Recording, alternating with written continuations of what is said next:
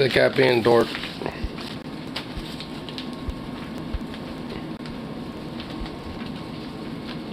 Goofy kitty.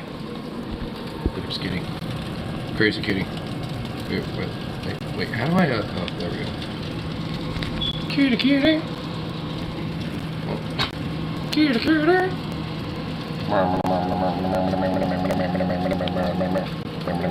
Mr. Headbutt.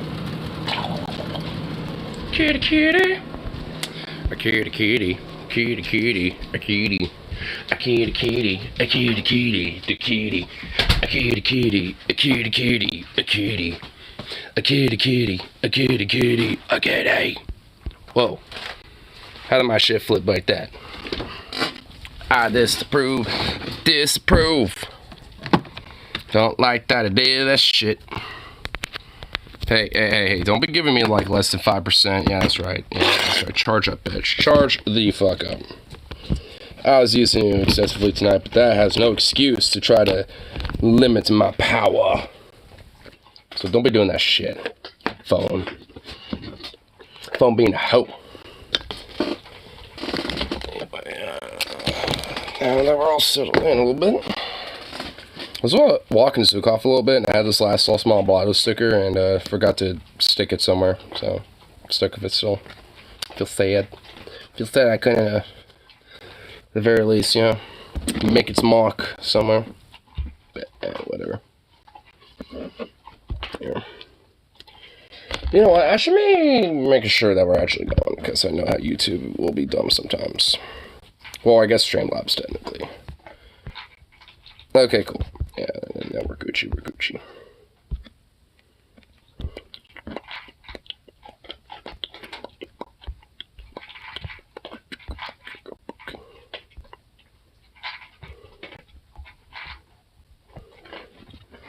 Yeah, I'm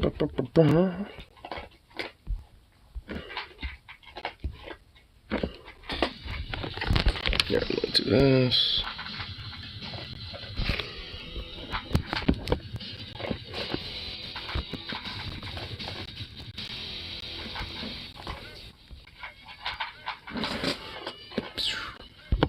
I'm gonna do a couple things here real quick.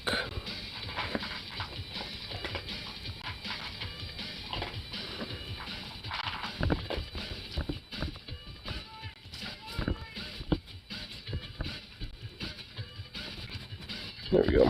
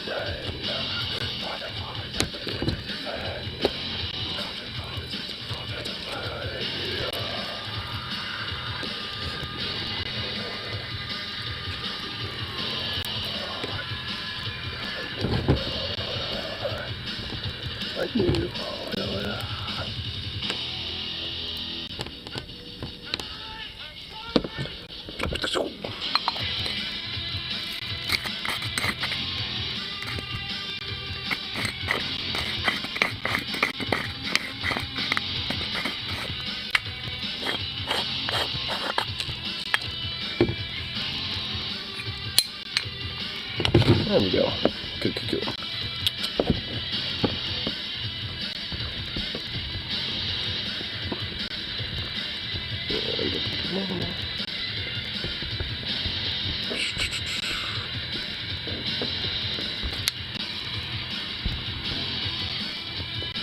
Oh, man, my neck's still feeling it.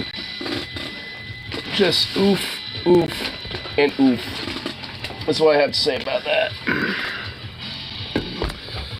Oof.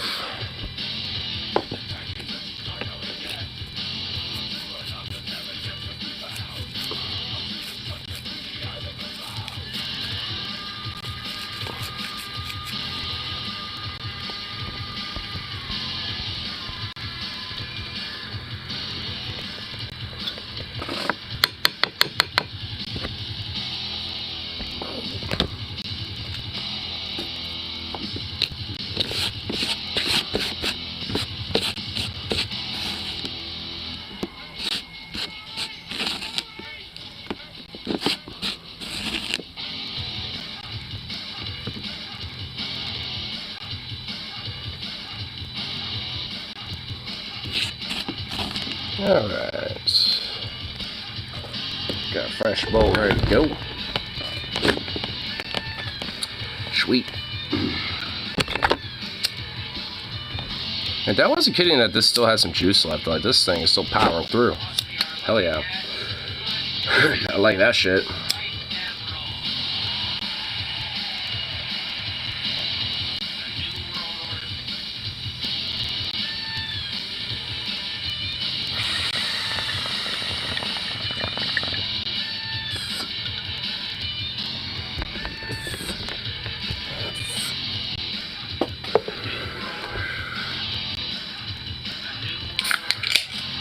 Yeah.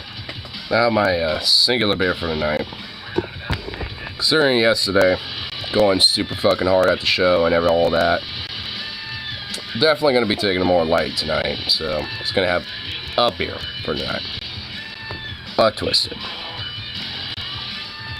And it got some totality too, because I had one when I was walking my dog and playing fetch with him and all that shit at the local field. Which, he was having a blast. I actually almost lost the ball at one point, because the field I go to is, old elementary school. And I chucked the ball so hard at one point, towards, the undercover, gym area, I guess. They have two of them at my school, or the old-ass elementary school. And, I was near one of them. And, I chucked the ball so fucking hard, it literally went, all the way through that field, and then to the undercover gymnasium thing, and then it rolled right under this fucking prison wall thing, between the walkway and shit, where there's another wall where it rested up against the other side of the wall, in this little walkway that I couldn't get to at all. And I was like, shit. And I couldn't find anything immediately, that was long enough to grab it.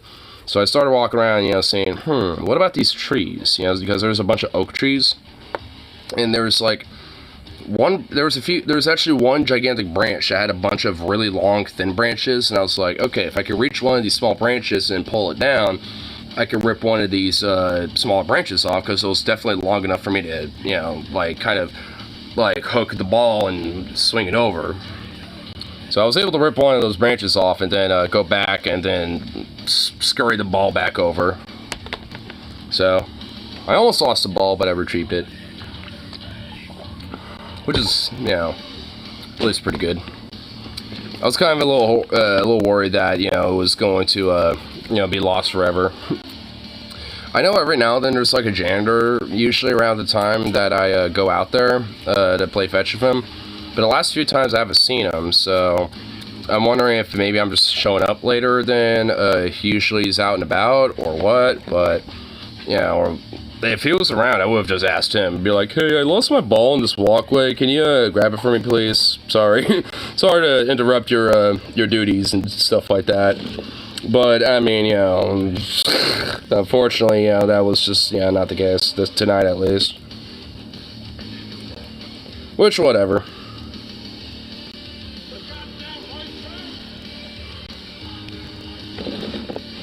Goddamn white trash. Fucking white trash. Get the picture?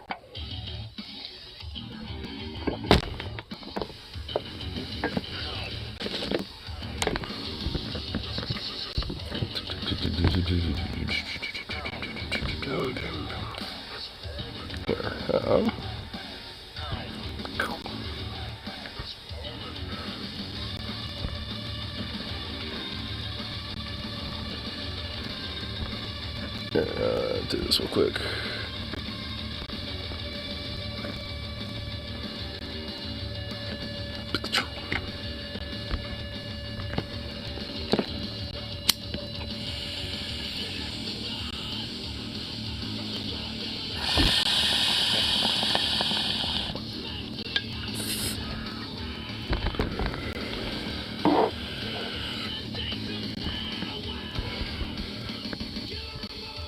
Here, let's go off for a 2 for 9. Oh, looks like Human Support has a few things that was uploaded today. I have a little Human Support binge tonight. Fuck it. Every Republican accusation is a confession, is at least the other video I'm looking at. Republican running on protecting kids from the LGBTQ, charged with, and it doesn't fill the rest of the title. It just says charged ... I wonder what he could be charged with. I know this much. It's probably some goddamn white trash.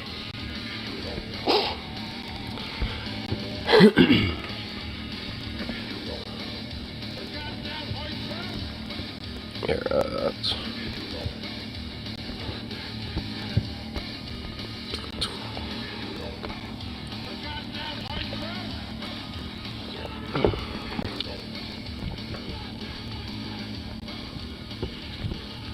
doing this real quick.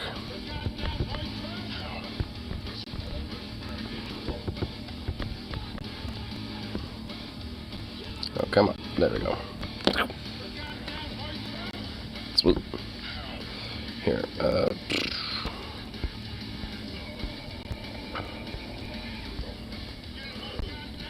here's some other little things going on here. And it doesn't look really too much, but anyway, at least you can check out that one video I was looking up here. Yeah, fuck it, we'll just do that now. Why not? Why the fuck not? Where'd it go? There it is. Honorable. Honorable. Gotta be honorable today. And what, you're not gonna give me a full screen? You're doing that, YouTube? Alright. Well, fuck you too. I have to do this bullshit again. Aye.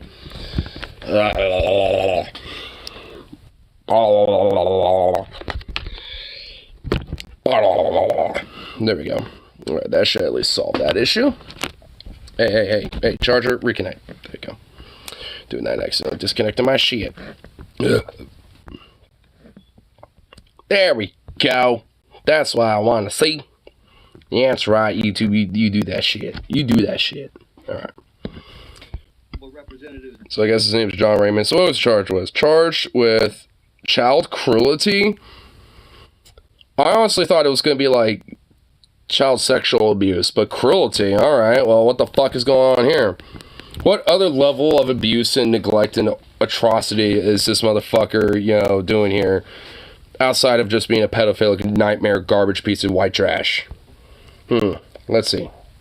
Your children and grandchildren will proudly tell their friends that their parent or grandparent helped to pass this law to protect their innocence.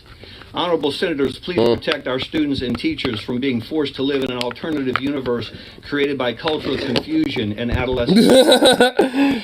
An alternative universe created by cultural confusion? You mean like, religious extremism and right-wing fascistic, like puritanical ideology? Because that creates a lot of social confusion in alternative universe, like cultural confusion amongst people in comparison to just like accepting the fact that, trans people might exist, people that are homosexual exist, etc. Like, because guess what? The real universe is objectively factual that those people exist, so suck it up, bitch. Isn't that weird? Isn't that kind of like a self-admission in a way? It's like, oh, they're creating this alternative universe. It's like, wait, so are you implying that you have your own idea of what the universe is, and thus, like, any other perspective is just some alternative universe that someone made up in their head? That basically is implying that you made up the idea of what the universe is in your fucking head via your Sky Daddy. So, a little bit of a unintentional admission there, I think. 4 counts of cruelty of juveniles. Or juvenilines? Juvenilines? I never heard of that before. Oh, he's a pastor too? Wow, who would have thought? A pastor with multiple counts of cruelty to juveniles and children, and probably a lot of sexual abuse, and he's, child trafficking and shit like that. Who would have thought that was going to be a thing? Shocker.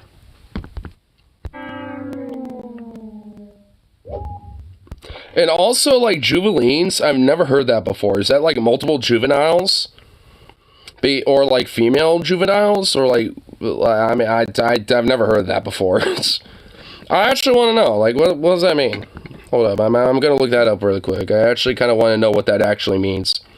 I know it means, a child of some sort, but I just want to know if it's, like, like, I mean, like a girl, child, or what?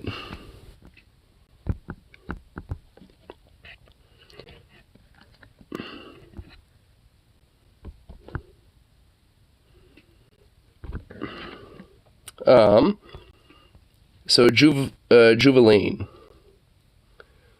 It's just the same thing as juvenile. Like, oh wait, no, I'll correct it to that. Wait, what the fuck? Don't autocorrect to it. Juvenilines? Okay, hold on.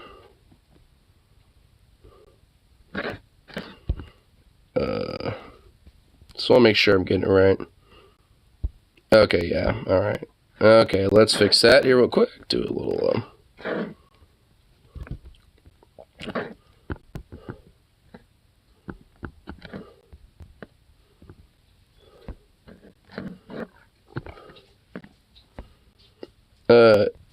in law, a minor is someone of a certain age. Okay, I know.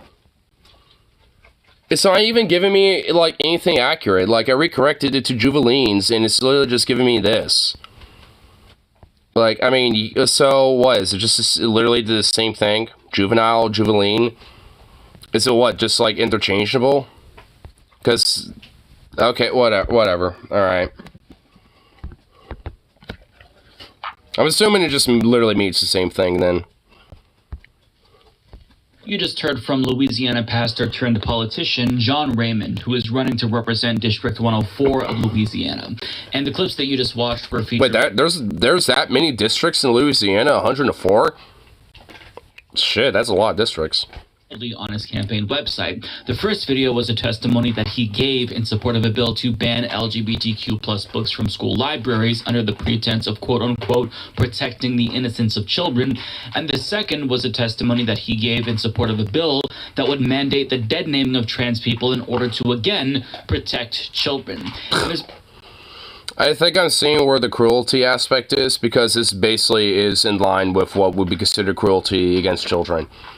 I mean, as far as I'm concerned, so I wonder if, weirdly enough, this might have something to do with it. Videos of him testifying in support of his state GOP's draconian theocratic policies, all in an effort to quote-unquote protect children. So you're probably sensing a little bit of a theme here, right? This issue is very close to his heart, apparently, as a parent and headmaster of a Christian academy. Now, to be fair, there's more to John than just... He's also he's a pastor, a conservative leader in Louisiana, and, like, what was it again? This issue is very close to his heart, apparently, as a parent, unquote, protect children. So you're probably sensing a little bit of a theme here, right? This issue is very close to his heart, apparently, as a parent and headmaster of a Christian... academy. The pastor and, like, like, a father, family man, and also a conservative leader. There's more to John than just wanting to protect children from the LGBTQ plus boogeyman. He also owns a Christian radio station and has produced what he calls music video. So, wait, what the fuck? He's also a producer and a radio show host? What the fuck does this guy not do? Like, he's literally making, like, he's literally checking off every, like, checklist, like everything in the conservative grifter checklist. He's like checking them all up. It's like be a producer for right-wing grifty music videos, be a right-wing conservative radio host, be a pastor, be like, you know, some grandmaster at some Christian academy, be like a conservative, you know, politician. It's like, dude, he's literally going down the goddamn checklist, bro. Oh my god, dude, this overt grifty fuck. Like, this is straight up a grift on his part. Like, he's just doing this to gain money and power for his own self because he's an utter parasitical scumfuck. I mean, go figure. Which I would highly encourage you to check out, by the way. And on top of that, he was the first castaway voted out of Survivor Thailand back in 2002. But Wait, he was also on a reality TV show? And he was the first one to be voted off that show. I wonder why. Probably because he was proselytizing God to everybody. And everyone was like, fuck this guy. Look, maybe he knows how to start a fire or something like that, but you know what? I'm sick of his God bothering shit. Fuck this guy. We gotta get rid of him. Oh my god, dude. main takeaway that I want you to have. This guy is just literally a whore for money. Like, oh my god, this guy will do anything for cash. Like, holy shit, this guy is actually kind of fucking sad. John Raymond, you're utterly pathetic. Oh my god, this is sad. This is actually sad. Wow, dude. That's just pathetic, man. John, it's that he really cares about protecting kids. That's not me editorializing. That's basically his mission. That's what he focuses primarily on with regards to his political activism. The problem is that kids don't need to be protected from LGBTQ plus people. They need to be protected from him, because he's demonstrated multiple times that he literally poses a danger to children, considering the fact that he's been charged with 4 counts of criminal cruelty towards juveniles. As LGBTQ Nation explains, he was arrested last year after he allegedly punished 3 students by taping their mouths shut. According to NOLA. What? .com, Raymond wrapped packing tape around 3 13-year-olds' heads. Wait, what the fuck? What? Talking excessively in class. So, bruh, dude, they were just like being disruptive and talking in class, and they're like, nah, we gotta put some packet tape around these fucking delinquents. Dude, what is this? Like some Labyrinth Hellraiser shit? And you're just about to begin the torture sesh? Like, what the fuck, dude? Oh my god, what? I mean, look, I get it. Like, you know, kids can be very talkative and shit, and obviously you're trying to, like, you know, teach class, and if there's kids being disrupted, I get that. But, I don't know, like, taping their fucking heads with masking tape is probably literally the worst fucking way to do that. Outside of, like, you know, beating the shit out of them or something. Like, that's probably literally the worst things you could do about that.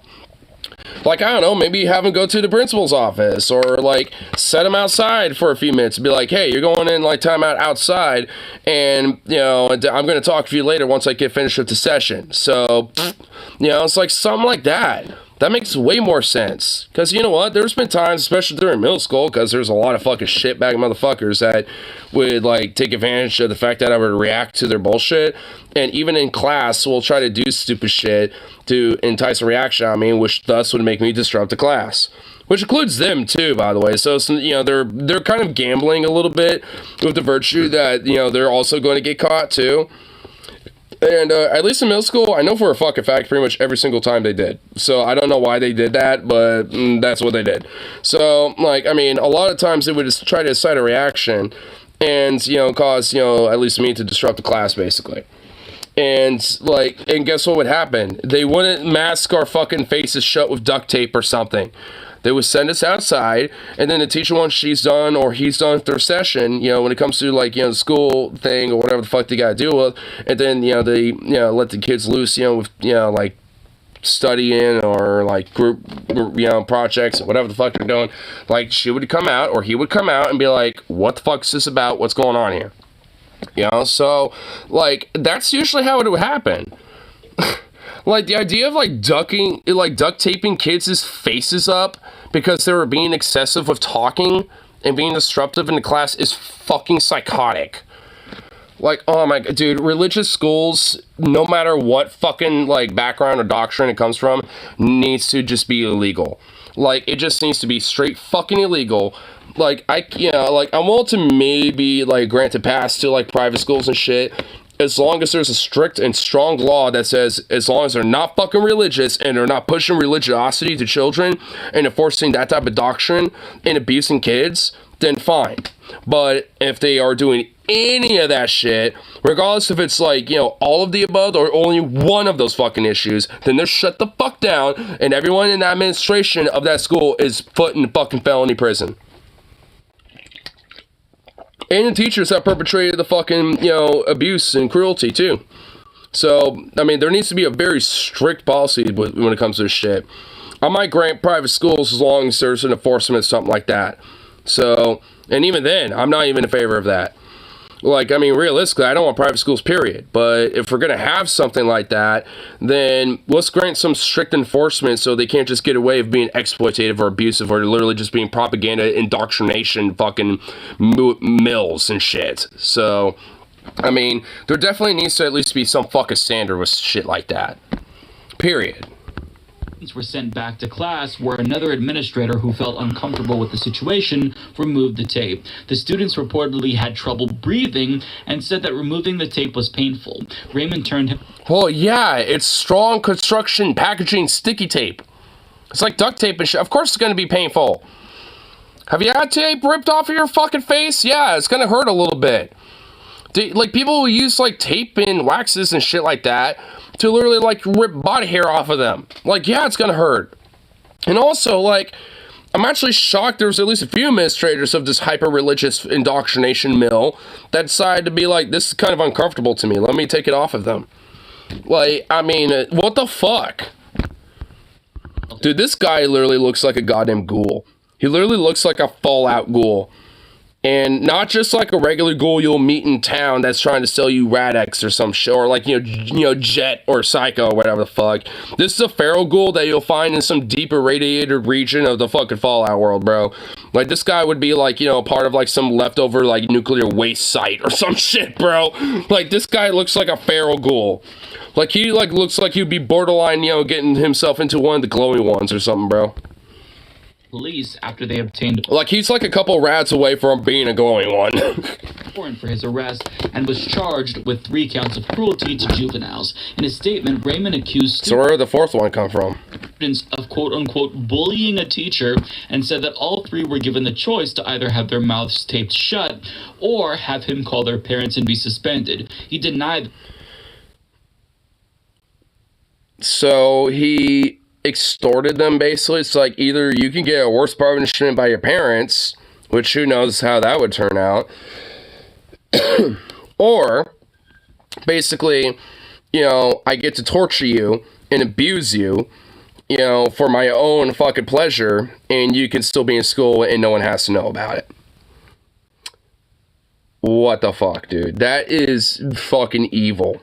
This guy's an actual sociopath that gets pleasure off of torturing people.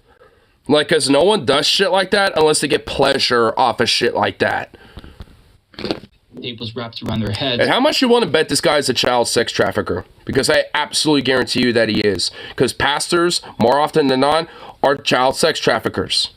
They usually are. Especially when it comes to these very big, wealthy, influential ones who are in the higher-ups of these national organizations and churches and shit.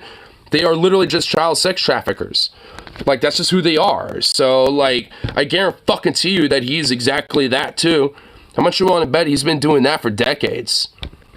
As a pastor and as a, head of this fucking church Christian academy shit, too. I guarantee you. I ain't even gonna allege it. I know for a fucking fact a motherfucker like this does shit like that. I'll fucking go that far. Let him fucking sue me. He ain't gonna know about it. He ain't gonna know about my fucking, claim on that shit, so who gives a fuck? I'll say it. What's it gonna do? Like, sue me of, like, a penny and a Pop-Tart because that's all I'm worth? Good luck, bitch.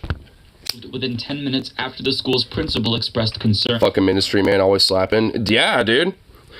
Yeah, the ministry I sent you. I was actually pretty surprised when I saw Rob Zombie and Alice Cooper, like, me and my friends didn't know who the openers were because we just thought they were the only two bands, but I eventually did enough research and realized at least Ministry was opening for them. I was like, oh shit, I've heard of Ministry. Al Jorgensen, like, I know that guy. Fuck yeah. And then I found out Filter was also an opener for them. I was like, well, this is gonna be awesome. A couple minutes in, I'm like, damn, this sure sounds like New World Order by Ministry. Oh shit, it's them. Yeah, dude. Yeah, like, I mean, it does kind of have a very similar vibe to New World Order. When I saw Ministry live, they played that. They played Cinematic Thieves, New World Order. Dude, they played a lot of their fucking good songs. Like, dude, they were going hard. Honestly, Safon, Ripsy was saying it, and I also kind of agree. They were like some of the best openers for a show, and especially in a long time for me. Like, I mean, it was generally like Filter. Like, I'm actually kind of surprised, like, to find out that Hey Man, Nice Shot, like that song. I'm actually surprised. I didn't know that was by them, and when they played it, I was like, oh fuck, this is oh shit. I was kind of through for a little. I was like, oh fuck. These are the guys that have that song? This is that one-hit wonder that I knew? I was like, oh, okay. Well, you know what? The rest of their fucking sounds awesome. Like, a lot of their, like, I'm gonna have to at least, explore more of their music for sure. I thought they were just kind of a one-hit wonder band, but not really, honestly. Like, they got some, like really underrated music. Love that tune. I discovered that song from the movie Jim Carrey, Cable Guy. Oh, really? Just One Fix? Oh, dude, nice. Funny enough, I actually found out about Ministry because of Al Jorgensen's solo project with that he did called Surgical Meth Machine. I only found out about Ministry because he did that. Because Nuclear Blast Records was uploading some music videos and some stuff about that. And I was like, oh shit. No, Hey Man, Nice Shot. Oh, you're talking about that? Oh, okay. The basketball scene. Oh, yeah, you're right. Yeah, no, I know what you're talking about. Because honestly, like, it's been a long fuck time since I saw that movie, so I was kind of a little confused on that one. I was like, wait, is there a Ministry song in there? Well, I guess maybe. Yeah, I honestly thought that there for a minute. But yeah, Hey Man, Not Shy is a really fucking good tune. Raymond was arrested again in May of 2022, this time for allegedly holding a 4-year-old boy upside down by the ankles. Raymond was... What the fuck is with this guy? First heard Ministry through a friend. One of the first CDs I bought was Jesus Build My Hot Rod CD single. Oh, nice. I don't know if I've heard that song yet. If I did, I probably have only heard it once or twice. The child's buttocks, and in a separate incident... Wait, what? Hold on. Okay, now we're going... Alright, hold on. Let's get back in this dude. Wait, what the fuck did I just hear? Allegedly holding a 4-year-old boy upside down by the ankles. Raymond was accused of whipping the child's buttocks. Oh, so basically doing the, quote, spanking, but using a belt. Like the old classic belt maneuver. Dude, I guarantee that's what he's doing, but... Oh, Jesus Christ. Dude, this guy's a fucking cretin, bro. And like I said, he literally looks like a Fallout ghoul that if he got like 10 more rads, he would literally be a glowing one. In a separate incident, he was accused of covering the boy's mouth and nose with his hand to stop a tantrum, according to the Lafayette Daily Advertiser. So he tried to suffocate a kid to stop them from having a tantrum, which understandably so, because this guy's psychotic. Like, oh my god. Holy fuck, this guy should literally... It should be illegal for this man to be within a mile radius of children. Like, he should literally be just, like, stuffed away in some rural fucking bumblefuck farm somewhere where it's literally a mile radius away from any child. Like, it should be illegal for him to be within a mile radius of any child. Like, holy shit. This guy's insane. Witnesses said the boy could not breathe and went limp, remaining out of it and lethargic. So we're not... So he suffocated a kid. Like, that, as far as I'm concerned, is attempted murder. Like, he made a kid pass out because of that shit. Like, no shit, the kid could breathe. Like, he passed the fuck out. He made the kid go to sleep for a sec. What the fuck?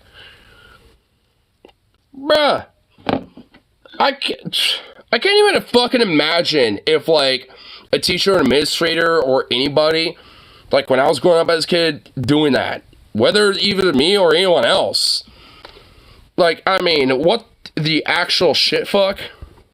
About a one-off situation. He can't say, look, I lost my temper, I had a lapse in judgment, and I overreacted, because that would be bad in and of itself, right? But we are talking about an alleged serial child abuser here who poses a real danger to children that he's around seemingly all the time, given that he is the headmaster of a Christian academy. You know what, and I guarantee you probably does have, like, legitimate, like, child trafficking shit going on. I'm more convinced of this shit the more I read about it, the more I'm listening about this guy, honestly. Yet in May, he told USA Today that he's completely innocent and called the allegations preposterous, but at the same time, in April, he released a statement after the story broke, admitting that he taped the boy's mouth shut, but it was only for 10 minutes, like we saw that in the article. But at the same time, we know that he's also lying about that because a local CBS affiliate stated that it was about 45 minutes. The arrest by Slidell police Thursday came after a complaint about March 18th school discipline he administered that was investigated by the Office of Children and Family Services. The police department said another administrator at the school had to cut the tape wrapped around the kids' heads after 45 minutes when they had trouble breathing. So the three boys allegedly had tape over their mouths for 45 minutes, not 10 minutes. Come on, I had enough negativity today. I mean, this won't be the only thing we're looking at. I mean, I didn't realize how fucked it was gonna be. I'm sorry. I thought it was gonna be like, oh, a stereotypical, like, you know, pedo freak or some shit. I didn't realize it was gonna be like so horrible. Like, I mean, I click on these thinking, all right, you know, let's see what's going on here, but not like thinking it's gonna be like the worst fucking case scenario. It's like, Jesus Christ. And even if it were just 10 minutes, that still is completely unacceptable. I mean, the fact that happened no matter what is unacceptable, regardless if it's like for even 3 seconds.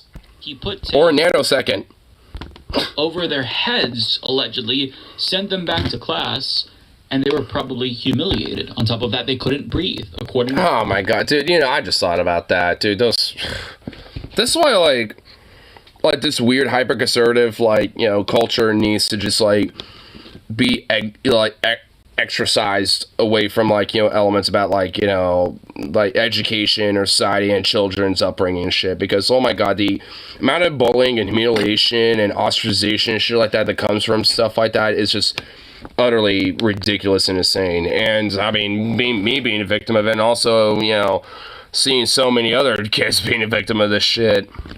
Yeah. So this is serious. This is unacceptable.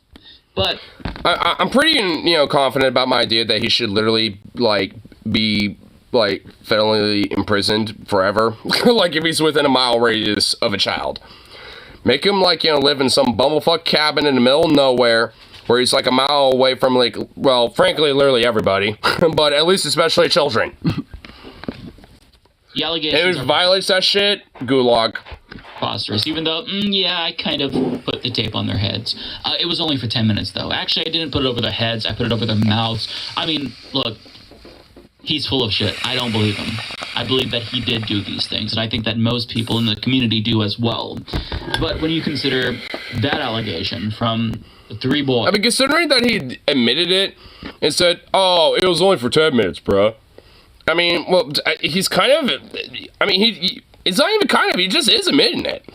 He's just trying to downplay how bad it was, even though the virtue of it happening in itself is bad.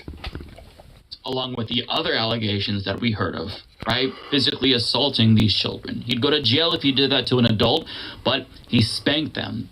He held a 4-year-old upside down, allegedly, by the ankles and nearly suffocated a kid to stop a tantrum. I mean, it's evident that this man is a clear danger to children and should not be around and to society. This guy's like a Jeffrey Dahmer in the making or some shit, dude. Like, what the fuck? But yet, this man wants you to believe that he cares about protecting children, and it's his... You could thank Reagan for destroying insane asylums, because this guy should probably also be in there. And, I mean, in the rare exception where I think, you know, carving out, his frontal cortex a little bit with a lobotomy probably would actually do some good. Like, it's one of the rare cases where it's like, you know, I usually be very critical of things like that, but this might be a rare case where it actually might be acceptable. One issue.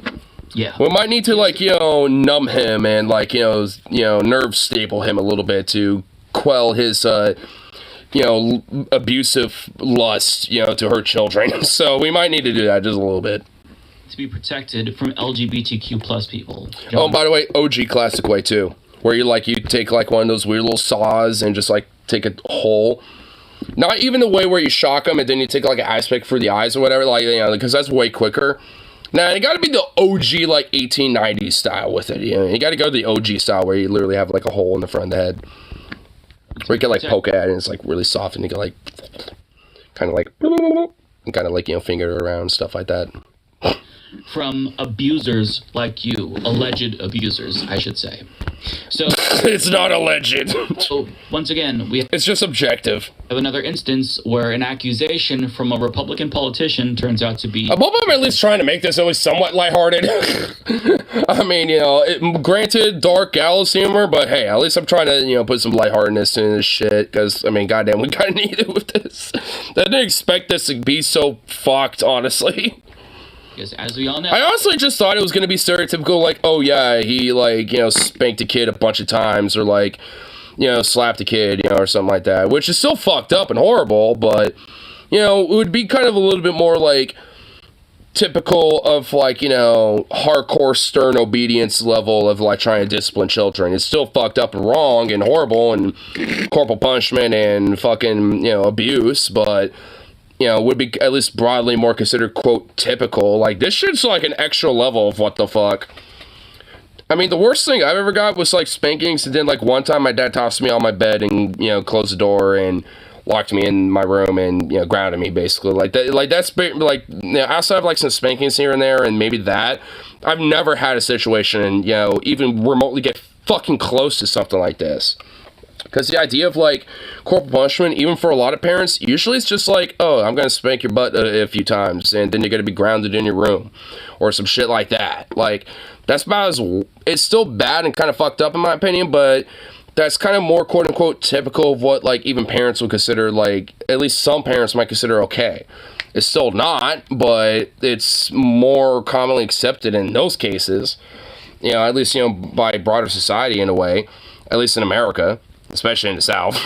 But, I mean, you know, like, this shit literally goes beyond that. Like, on it, you know, like, 8,000 levels, like, extra. Like, this is just ridiculous. Every accusation is a confession. Everything that they say about other groups of people is usually them projecting, because they're the ones who pose the danger that they say queer people pose to children. But I mean, the hypocrisy doesn't just stop there. At the time that he was arrested and charged with child cruelty, he was also a member of the executive committee for the Louisiana Republican Party. He's well known in right-wing circles in his state.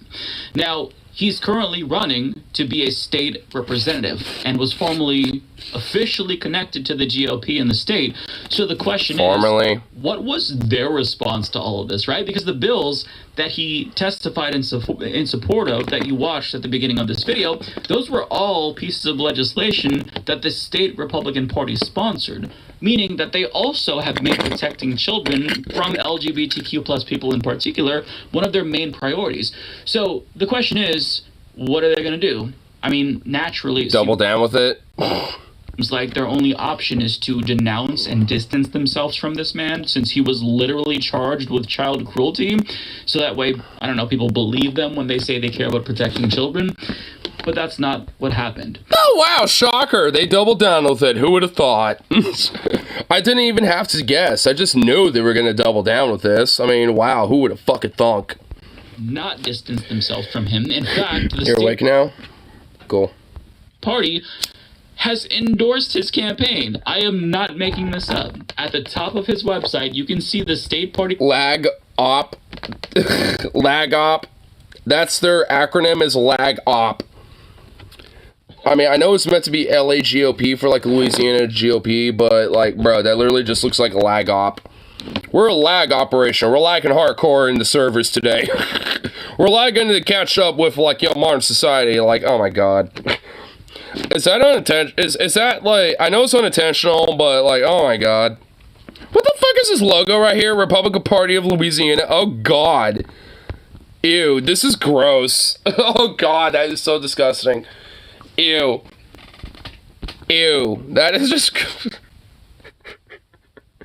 Oh my god, is this a parody? It's not a parody. Oh my god, wow. emblem and an image that says that he was endorsed by the Louisiana Republican Party. So it's almost phallic. It kind of is.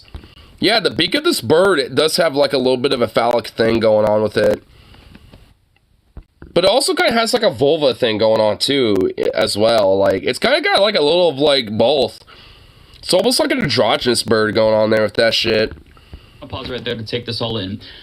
The Republican Party of Louisiana, who has dedicated a lot of time on the taxpayers' dollars, mind you, to protecting children, is choosing to endorse somebody who is charged with child cruelty.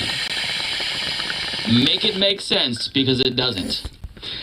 Honestly, if the Louisiana Democrats want to literally have a slam dunk election in 2024, they would run political ads and basically use all of their fucking state Democrat like party budget strictly on fucking on shit like this. Be like, hey, they say they want to protect kids, but the people they want, you know, to endorse and support are literally, you know, charged with child cruelty and blah, blah, blah. Here's literally the police records, and literally push that shit in, like, regional Louisiana, like, political ads and shit like that. Dude, honestly, they would have that motherfucker on lock, bro. I mean, it's like, all they have to do is just make, like, 5 various different little ads and just maximize, like, their budget on just pushing those fucking ads endlessly.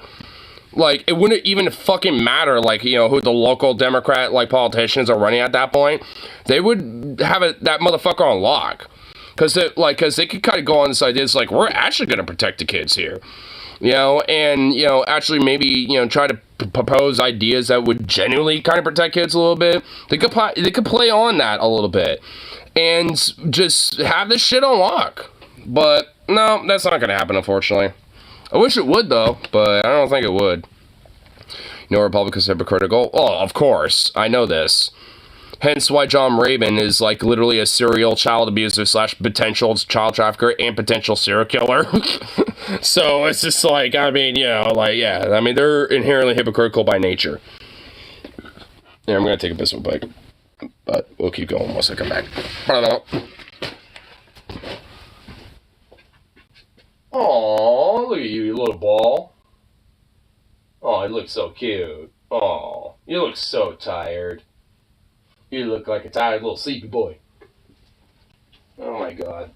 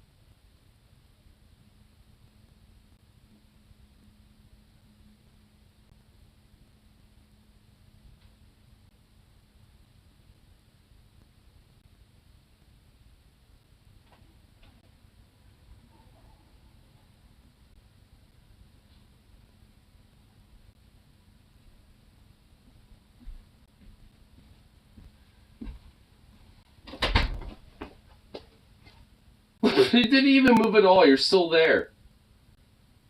Oh my god, you little ball of croissant. Oh, here, hold on. Oh, look at you. Oh, he's so cute. Look at the baby. Oh. He's a good boy. Yes, yes, yes. Yeah. Alright. I had to give him some love. He is just in that little ball and is so goddamn cute. He's just so cute. Oh.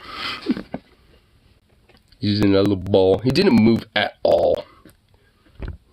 Oh, to make matters even worse, it's not like this was the only choice and there was nobody else in the race. There was another Republican in the race that they could have endorsed instead. But... Wait, really? They didn't do that. Even though, if you go to the... I mean, it is the primaries. So, yeah. Wait, what the... Hold on. Like, it's the primaries right now. So there's, like, some other Republican that is also, like, a challenger, potentially. Or at least a, opponent to him. And... Oh, my God. They didn't endorse him. They endorsed... Oh, my God. Wow, they could have, like, downplayed it and be like, well, we're not going to endorse anybody yet. We're going to kind of, like, just kind of wait and see. We'll endorse the nominee as the GOP here. It's like, I mean, they could have just done that shit, dude. Oh, my God, wow.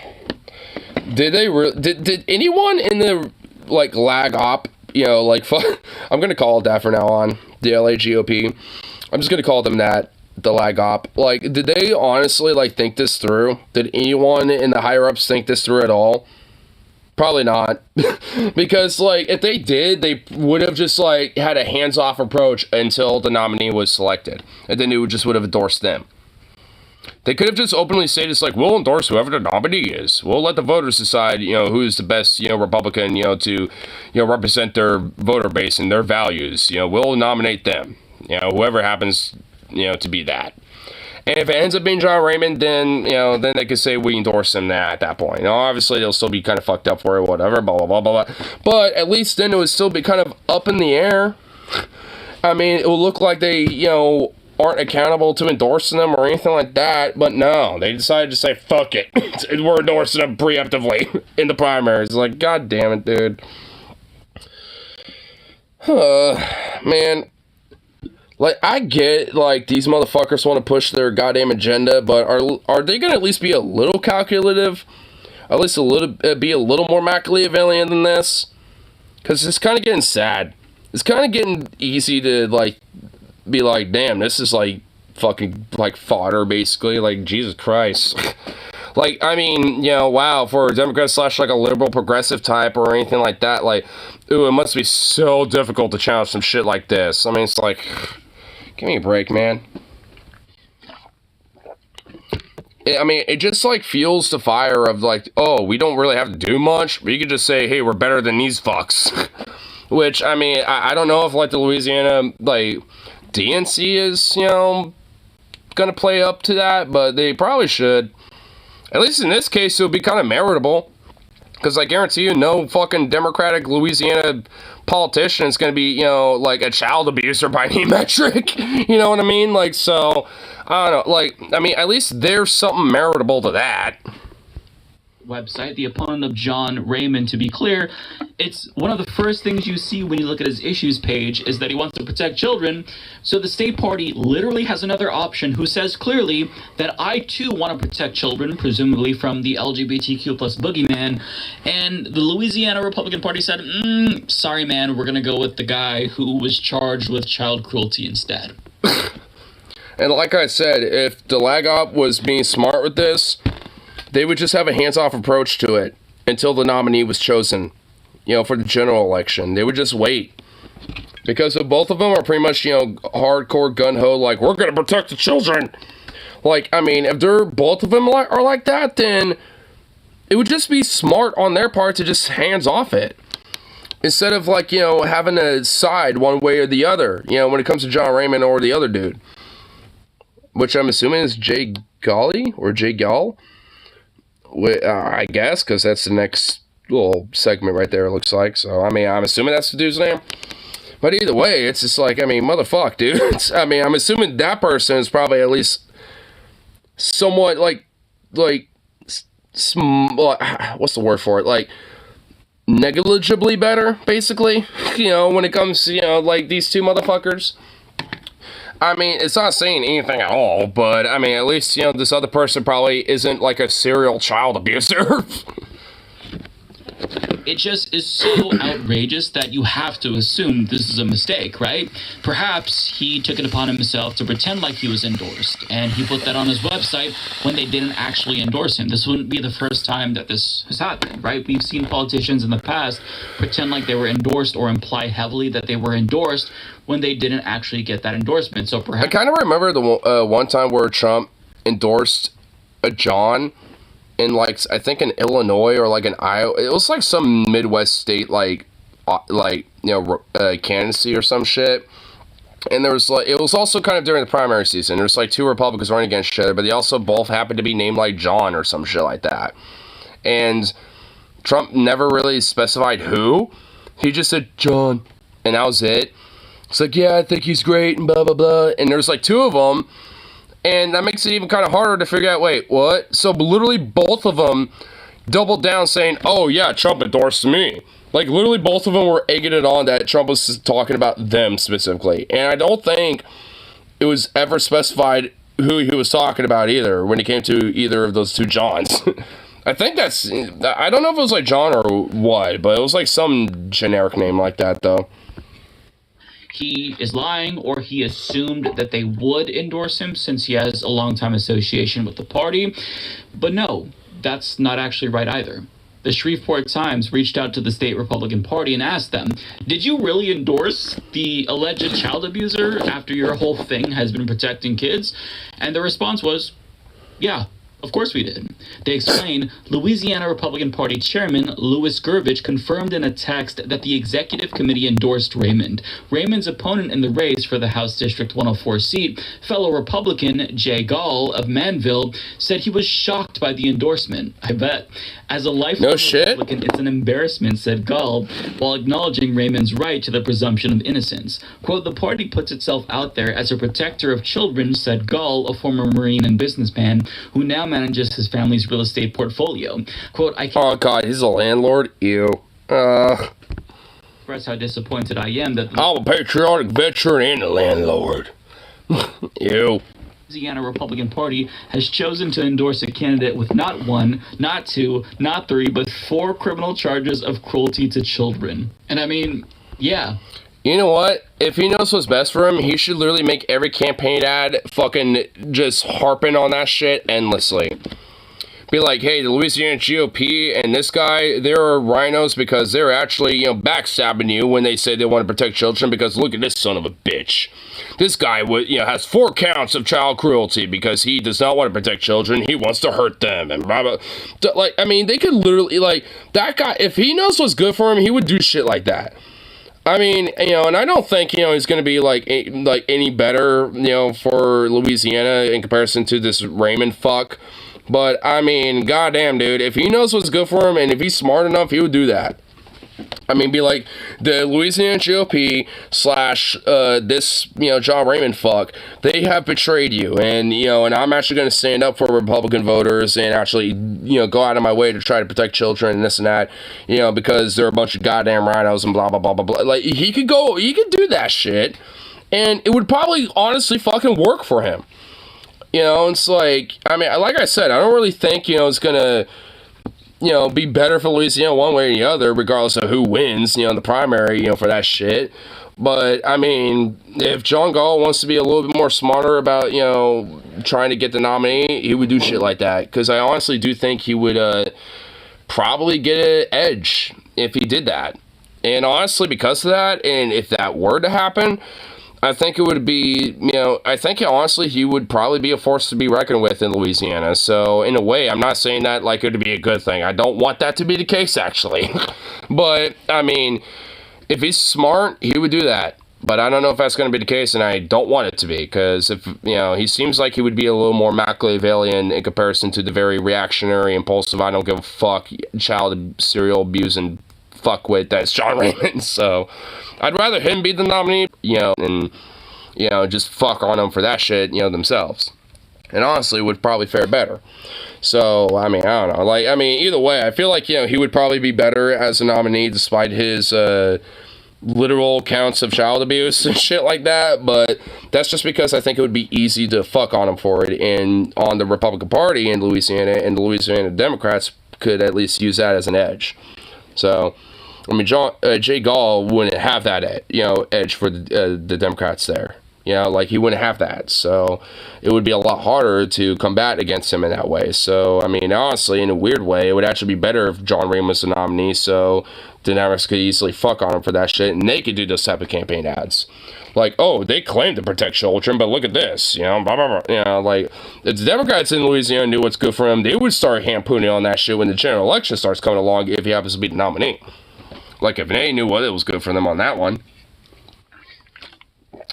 I mean, either way, like, this guy's an easy target. It's not hard to, just spam endless political ads in various different towns and cities in Louisiana and, just spam that fucking message endlessly that he's a child abusing fuck. Like, it really isn't that hard to fucking spam that shit and people being swayed by that. So, it's just a matter of putting that message out there. And regardless if it's Jay Gall or the Democrats in Louisiana, like regardless of who the fuck it is, they would gain a lot of support and a lot of positive outcomes doing some shit like that. So if they knew it was good for him, they would hit John Raymond on this shit, and his career could potentially get fucked and ruined. And like even if he's still very heavily loved by the Republican Party in Louisiana and nationally too. Like, because he can at least, retire and basically be like a lobbyist and, work behind the scenes and do shit like that and still be loved, by his circles and still partake and be influential in those circles and all that shit. But he wouldn't, be able to necessarily be a politician anymore because of baggage like this. But they would have to take advantage of that, though, and actually, target that specifically. But, I don't know if that's going to happen, but, in the best case scenario, I think, regardless if it's Jay Gall or the DNC or / the Democrats in Louisiana, like, whoever it is, if they target him on that shit, he's done. Like, I'll put that out there. Like, if they hit him on this shit, he's fucking cooked. Like, I mean, because there's a lot of people who are pretty apolitical that might not be aware of this type of shit. And even if they are, they will think, oh, well, it just seems bullshit to me. Because they hear from, like, some conservative radio show on the on their way to work or whatever the fuck in their car or whatever or some shit. Like, they'll hear it from there, or maybe, like, for some, like, newspaper rag, that is, kind of conservative leaning, that they might pick up or some shit, in town or something. But, like, beyond that, they might not really know a lot about the details of what's going on. And if there was, like, endless political ads that are just lampooning on shit like that, they're going to be, swayed over by shit like that. I mean, straight up. Not all of them, but a good chunk of them would. And that would be enough to sway the election one way or the other for a guy like that. So, I don't know. He's got, a lot of opportunity to get fucked on and really hard.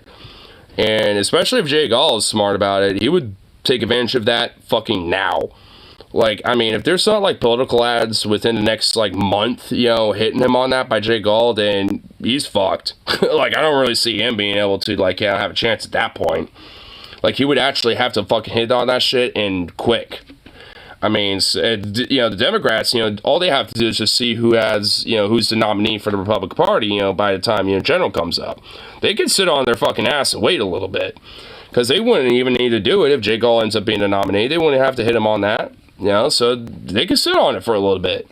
They can kind of plan and strategize whether one way or the other on that one. So they have time to, sit it out for a second. Jay Gall, though, he's on the clock. Like, if he wants to, sway Republican voters on shit, he would hit this motherfucker on this shit and now. But, I don't know. I mean, maybe. He seems genuinely very shocked and kind of appalled at the idea that this happened, so maybe he will. Maybe he's going to go scorched earth about this. Which, in a way, would be good for, fucking on Raymond, but I kind of feel like that would be a little too early. I'd rather the Democrats do that. Because for whatever faults the local, like, state Democrats of Louisiana have, they're going to be better than fucking Republicans there. You know what I mean? Like, I mean, you can't really, dismiss that part. I mean, even if they are kind of more like blue dog style Democrats and shit. I mean, what was his name? What was his name? Chambers? I know his last name was Chambers. I think it was like Justin Chambers or some shit like that. Like he like openly burnt a Confederate flag and smoked a joint for like political campaign ads and stuff like that. I don't think it won, but like, you got like people who are Democrats like that, that, can have some sway. So if they push some people like that, I mean, they might honestly be able to kind of, you know, make Louisiana a little bit more of a purple state, but they actually have to kind of put the fucking work in, though. Jay's right, but Jay, you might not have child abuse charges against you, but were you on Survivor though? Because we kind of want to go with the guy who was on Survivor. Maybe the Louisiana Republican Party is just CBS reality show diehards. They're like, nope, that guy, he was on Survivor, so... That guy was on Survivor, so he represents us because he was on a reality TV show once. Dude, if it really is down to shit like that, that is just goddamn sad. And very hypocritical of the Republican Party because they always hate the Hollywood liberal fucking media and shit like that, and yet are gonna die hard, you know, be, you know, dying on the hill of a Hollywood wannabe washout fucking conservative wacko. A washout Hollywood dude who's on a reality show. It's like, I mean, it's... Man, I love how they're so hypocritical about this whole, like, oh, these damn Hollywood liberal elites. It's like, motherfucker, you vote for them too if they happen to be conservative, bitch. Like, you ain't no different. You just want the Hollywood conservatives versus, like, the Hollywood limousine libs. Like, I mean, give me a break. I mean, motherfucker. Like, they're just pathetic, dude. I hate these fucking pieces of shit. Like, they just, like, will go against this whole, like, Hollywood liberal bullshit, and yet will just endlessly just go harpy for fucking, like, you know, people like Tim Allen or Kevin Sorbo or this fuck who was on Survivor once for, like, a second. For, like, 2 seconds, basically. It's like, bruh. Like the idea, or Ben Shapiro, who's like, you know, a failed Hollywood, like, fucking musician weirdo, and like Steven Crowder, who is like a washout Hollywood actor and voice actor and shit. Like, I mean, all these motherfuckers, man. Like, they wish they could be the Hollywood limousine liberal. That's just all they fucking want, and they're butthurt and angsty and hate the fact that they never could get into that fucking club, so they have to, you know, do this bullshit. I mean, it's like half of the conservative movement is just that. It's just like they're angsty and fucking jealous and all butthurt because they weren't good enough for the Hollywood limousine libs when it came to their fucking, you know, adventures and their fucking attempts of careers in acting or voice acting or music or whatever the fuck. And they basically do this in spite. It's like so many of these motherfuckers, you know, are just like in it for shit like that. And it's just so fucking pathetic. I mean, and I'm not wrong. I know I'm fucking right. Because like I said, like, half of these conservative psychos basically are formerly from Hollywood in one way or another. Like Ben, Steven, this guy, you know, Raymond, and like all these motherfuckers. Trump even. Like with The Apprentice. Like, half of these motherfuckers come from Hollywood. It's just like, oh, because they happen to be on their side, they're the good ones. It's like so fucking hypocritical and just insane, dude. I mean, it throws me fucking loop. It just like gets my goat. I mean, outside of just their hypocrisy and, you know, when it comes to the general base and shit, when it comes to like the actual influential leaders, this is what fucking gets my goat. Is that they're basically just like angsty little insecure fuckwits who couldn't get good enough to be the Hollywood limousine liberal, you know, because all of them pretty much exiled them out because they weren't good enough or whatever the fuck. You know, and then, you know, they happen to just do this out of spite to trigger them. That's where the whole trigger the libs comes from, fundamentally. It comes from these motherfuckers who are all angsty and upset that the libs wouldn't accept them in their fucking fold because they try to get into the, like, voice acting or acting careers and music careers that they're all in and all this other shit. You know, they couldn't get good enough for that, so they want to trigger those libs, you know, and fucking, you know, try to spread that around for everyone else. And make it everybody else's fucking problem. So now you got a bunch of these chuckle fucks, and a lot of people are pretty fucking incoherent with their politics that get swept into that bullshit. And, you know, basically have the same fucking mentality because, you know, even though they may be close enough to get it, they go so far away because fuckers like them happen to, like, misguide them and manipulate their fucking, you know, their, you know, mind and shit to, you know, be so, you know, driven away, you know, from the real problems in their fucking life. Even though they'll bitch and complain about that shit. But they'll look at the solution as being like, you know, this weird bullshit of like, oh, well, where pretty much like a lot of these, you know, Hollywood conservative jack-offs, you know, happen to get angsty and want to trigger the Hollywood, you know, limousine libs that, you know, rejected them once upon a time at some point in their fucking career. I mean, it really is just a fucking, like, you know, mindset of so many of these fucking conservatives, at least the ones that happen to be, like, you know, talking heads and propagandists that brainwash and condition a lot of the fucking conservative base broadly. I mean, and then they'll, like, misguide them into the same fucking shit. Where at least, you know, the broader base that they manipulate might be at least kind of close, even though they're so fucking far away because of conspiratorial bullshit or indoctrination agreement with this shit. I mean, it's like, man, what the fuck? Like, literally just because of their angst and just butthurtness, they have just basically, like, you know, manipulated and influenced, you know, such a swath of fucking people that has just, like, stalled us in so many fucking ways. And it's already bad enough to fucking, you know, unfettered robber baron capitalists are doing it. And then these motherfuckers want to get, you know, mixed into the fold. And then those same capitalists will look at these type of people and be like, this would be a good way to distract people. And then they'll fund them. You know, when it comes to, like, the Daily Wire and shit like that, you know, so they'll fund their ass, you know, to be like, yes, you could be a part of our version of Hollywood here. You know, like with PragerU and all these other institutions. So it's like, I mean, they know what they're fucking doing when, you know, with that shit, and they exemplify and, you know, make this problem even worse. I mean, it's just like a fucking reciprocal effect in a way, and it's just maddening almost. It's like, fuck. I mean, it's like, I mean, in a weird way, it's like, what came first, the chicken or the egg on this one? And I feel like at least the egg of capitalism is probably the one that kind of started it. That clout, I guess, is going to help us with the younger demographics, the kids who are still watching Survivor in 2023. I mean, I don't know what to say. I would say that this is extremely embarrassing, not just for the Louisiana Republican Party, but Republicans everywhere. But I mean, that point is moot because this party doesn't have the capacity to feel shame. So, of course, they're not going to be embarrassed by something that is incredibly hypocritical. Oh, and one more thing. The district leans heavily towards Republicans, and there's no incumbent, so he's probably actually going to win. Yeah. Wait, so there's like no... wait, is it just literally an open seat? There's no one there? What? Now, John Raymond has previously stated that he doesn't actually think the charges are going to interfere with his campaign, and so far he's been proven correct.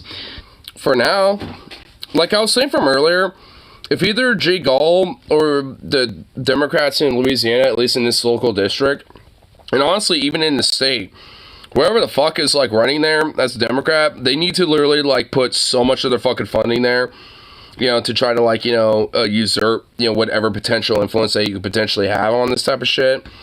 I mean, like, they need to do that. I mean, so, I mean, for now, that might be the case, but depending on who's more smarter, like Jay Gall's team or the Democrats in Louisiana, one way or the other, like, if they're willing to pitch in some funds to stop a dude like this, you know, and, you know, try to at least, you know, somewhat thwart this, then it might work. Yeah, there you have it.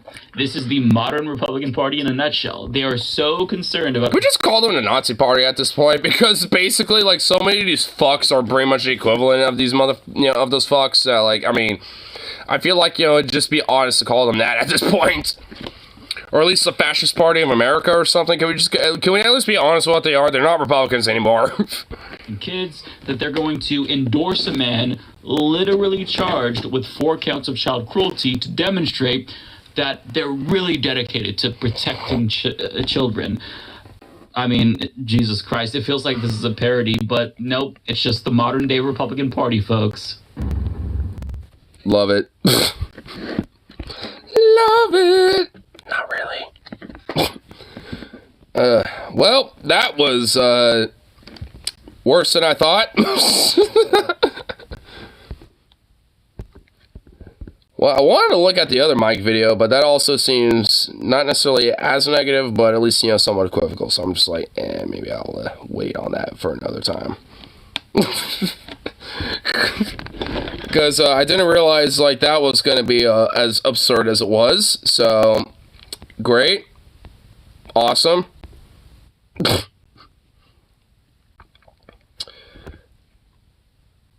Is there at least something that's positive? Like, I'm looking around, and, like, the next bit of things I could potentially react to is, like, why the right wing loves book burning. And it's like, fuck me. Can we have something else besides that? Ay. Motherfucker, dude. Is there just, like, nothing exactly positive in this current time? In this concurrent conjuncture?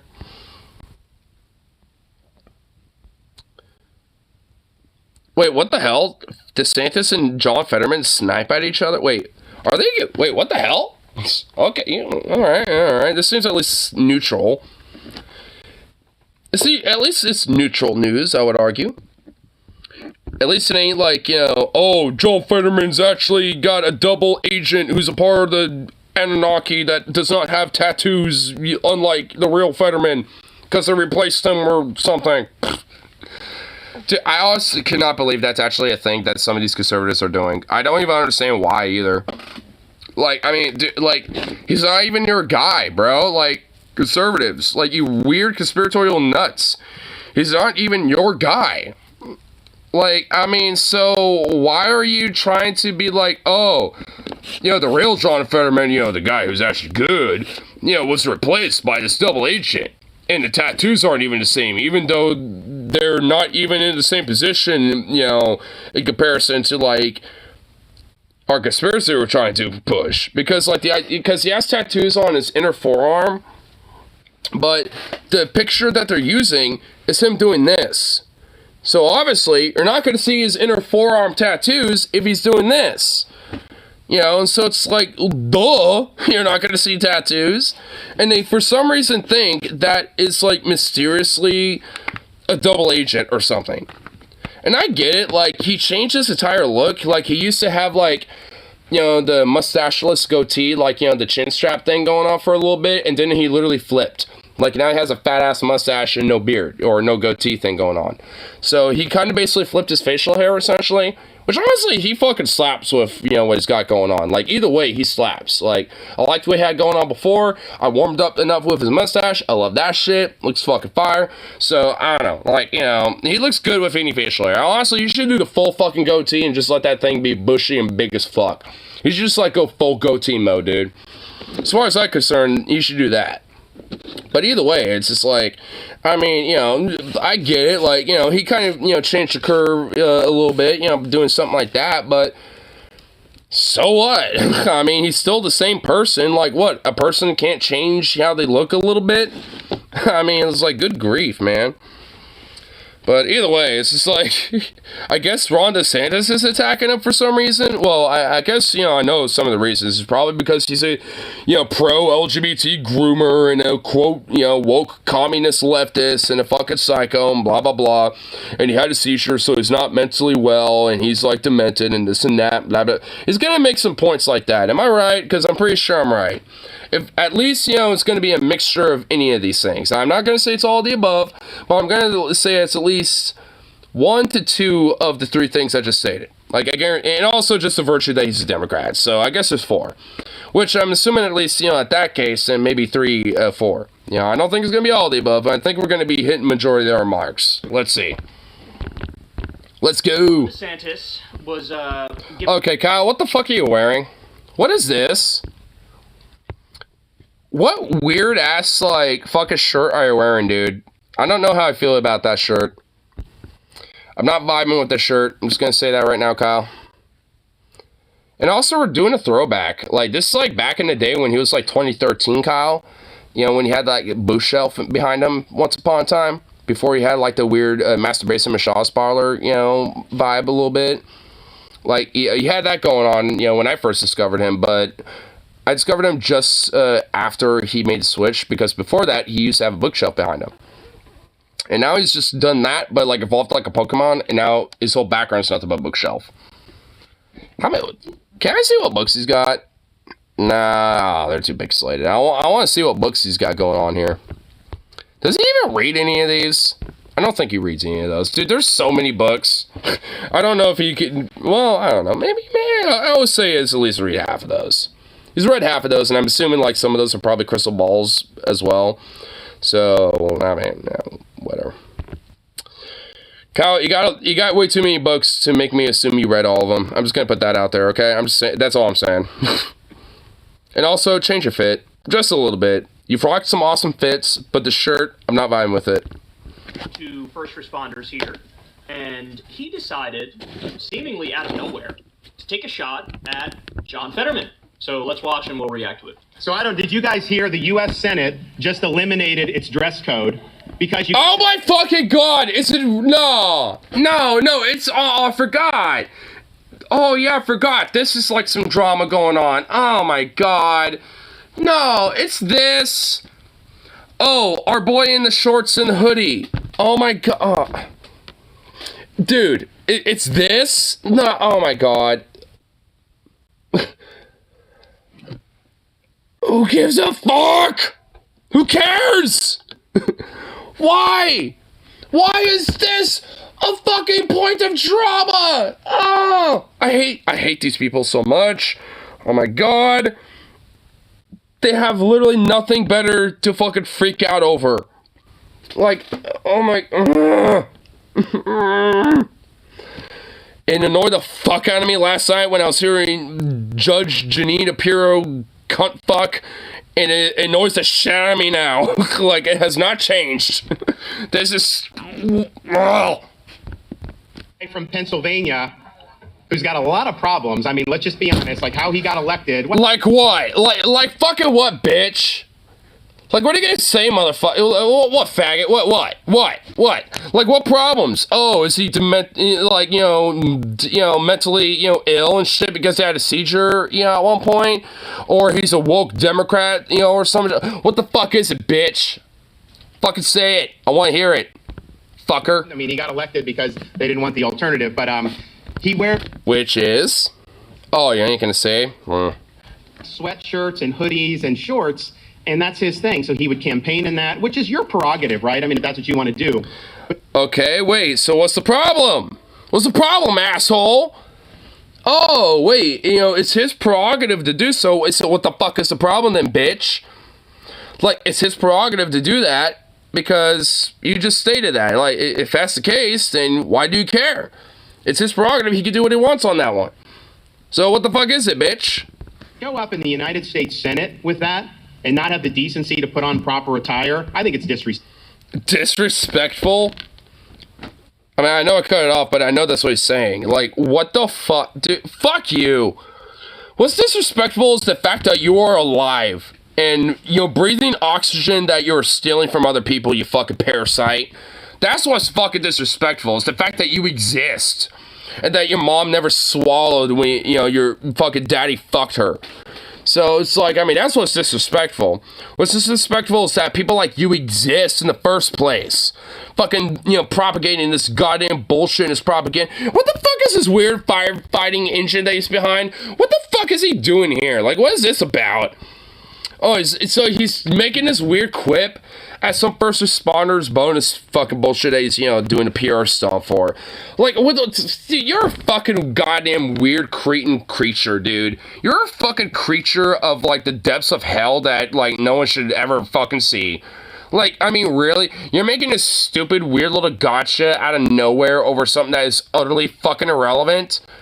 Like, what the fuck are you you weird cockroach in a skin suit? Like, what are you? To the body, and I think the fact that the Senate changed the rules to accommodate that, I think speaks very poorly to how they consider that. Look. Oh, fuck off. We need this country. What speaks poorly is that, again, you exist. Be lifting up our standards in this country, not dumbing down our standards in this country.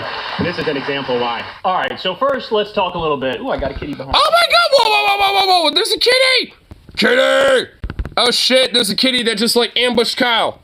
Our standards in this country, not dumbing down our standards in this country. And this is an example why. All right, so first let's talk a little. Kitty! There's a kitty. Kyle has a kitty. Oh my goodness. Look at that cute little kitty. Ooh, I got a kitty behind me. Hey, buddy. That's Salem, everybody. Oh, that's Salem. Oh my goodness, Salem is adorable.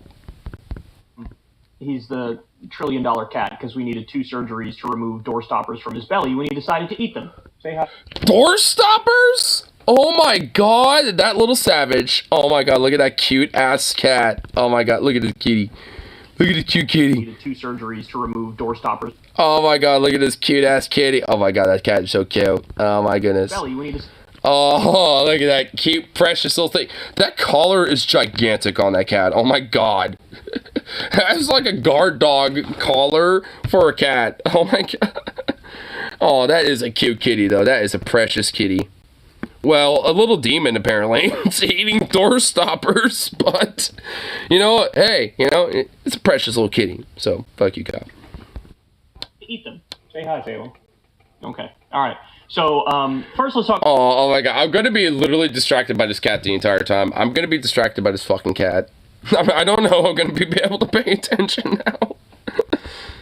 About the dress code thing. So does it bother me that they made the dress code more lenient? Oh my god, look at this fucking oh, a little special guest. I love it. No, it doesn't bother me. In fact, the opposite kind of bothered me, that they had such a strict dress code, because I feel like it's completely dishonest and disingenuous for these totally unserious people to be wearing their serious clothing and pretending like, oh yes, we're serving the country and we're being very, very astute and very proper, and we are the elites of this country. Like that. We must be in monocles, top hats, and nice fancy pipes or cigars. I say, what? It's like, no, you guys have like a 19% approval rating. Everybody hates you. You're deeply corrupt. You're all being bribed by corporations and lobbyists and billionaires, and you're doing their bidding. You're not representing your constituents. So if anything, the kabuki theater of pretending to be serious people when they're not, that bothered me. So, and this is what I said last night, but, like, honestly, like, the idea of, like, senators and politicians, just in general, like, dressing more human-like John Fetterman wearing, like, sport shorts and tennis shoes and, like, a hoodie and stuff like that. Or, like, if I saw a politician, whether in Congress or senator, or as a senator looking like me, wearing a hoodie, like a little punk hat of some sort with, like, you know, little weed things all over it and shit like that. I mean, like, I would think that at least that's a human being. At least I feel like that person's probably at least representing the people. I might not agree with everything that person might say, but at least I think that person's being genuine and at least it's real to who the fuck they are. Which is why, you know, like, I love John Fetterman so much personally. It's because, like, it's why I supported, you know, him winning, you know, when it came to his election and shit, which I'm glad he did. Because, like, that dude is actually fucking real. You know, agree with his politics one way or the other or some shit, good, bad, right, or wrong, which, honestly, a majority of his politics are good. I mean, there's definitely, like, some things that, you know, probably questionable. Like, I know he's had, like, some takes about, like, Israel and stuff like that that are a little questionable and shit. But, like, I mean, at the end of the day, like, you know, the broader outcomes that, you know, he, you know, will push is going to be, you know, broadly better, you know, when it comes to that. Or that one douche canoe. Yeah, it also wasn't even hard to choose. Oh, yeah, it was Mehmet Oz. I remember. It was Dr. Oz. You're right. Oh, my God. You're fucking right. He was against Dr. Oz. Yeah, it was not even that hard to choose. It was a fucking slam dunk. You're right. I forgot Dr. Oz was, like, running against him. Oh, my... Dude, that, you know, that honestly makes it even more genuine. Like, I mean, all he had to do was like, hey, I'm a real human being. And Dr. Oz is like, I'm obviously a fucking snake oil salesman and a charlatan. Please vote for me. It's like, I mean, oh yeah, let me choose the person that at least is a human being. You know, because at least that person might be, or at least real, and might do something for me instead of being a sellout fuck. Bother me that they made the standard more lenient. I would say, though, that ideally, what I would prefer... Oh my god, that little kitty's down there now. What's that kitty doing? ...is, yeah, have, you know, people wear... Is that cat starting to eat a book? I think that cat is slowly but surely attempting to eat a book.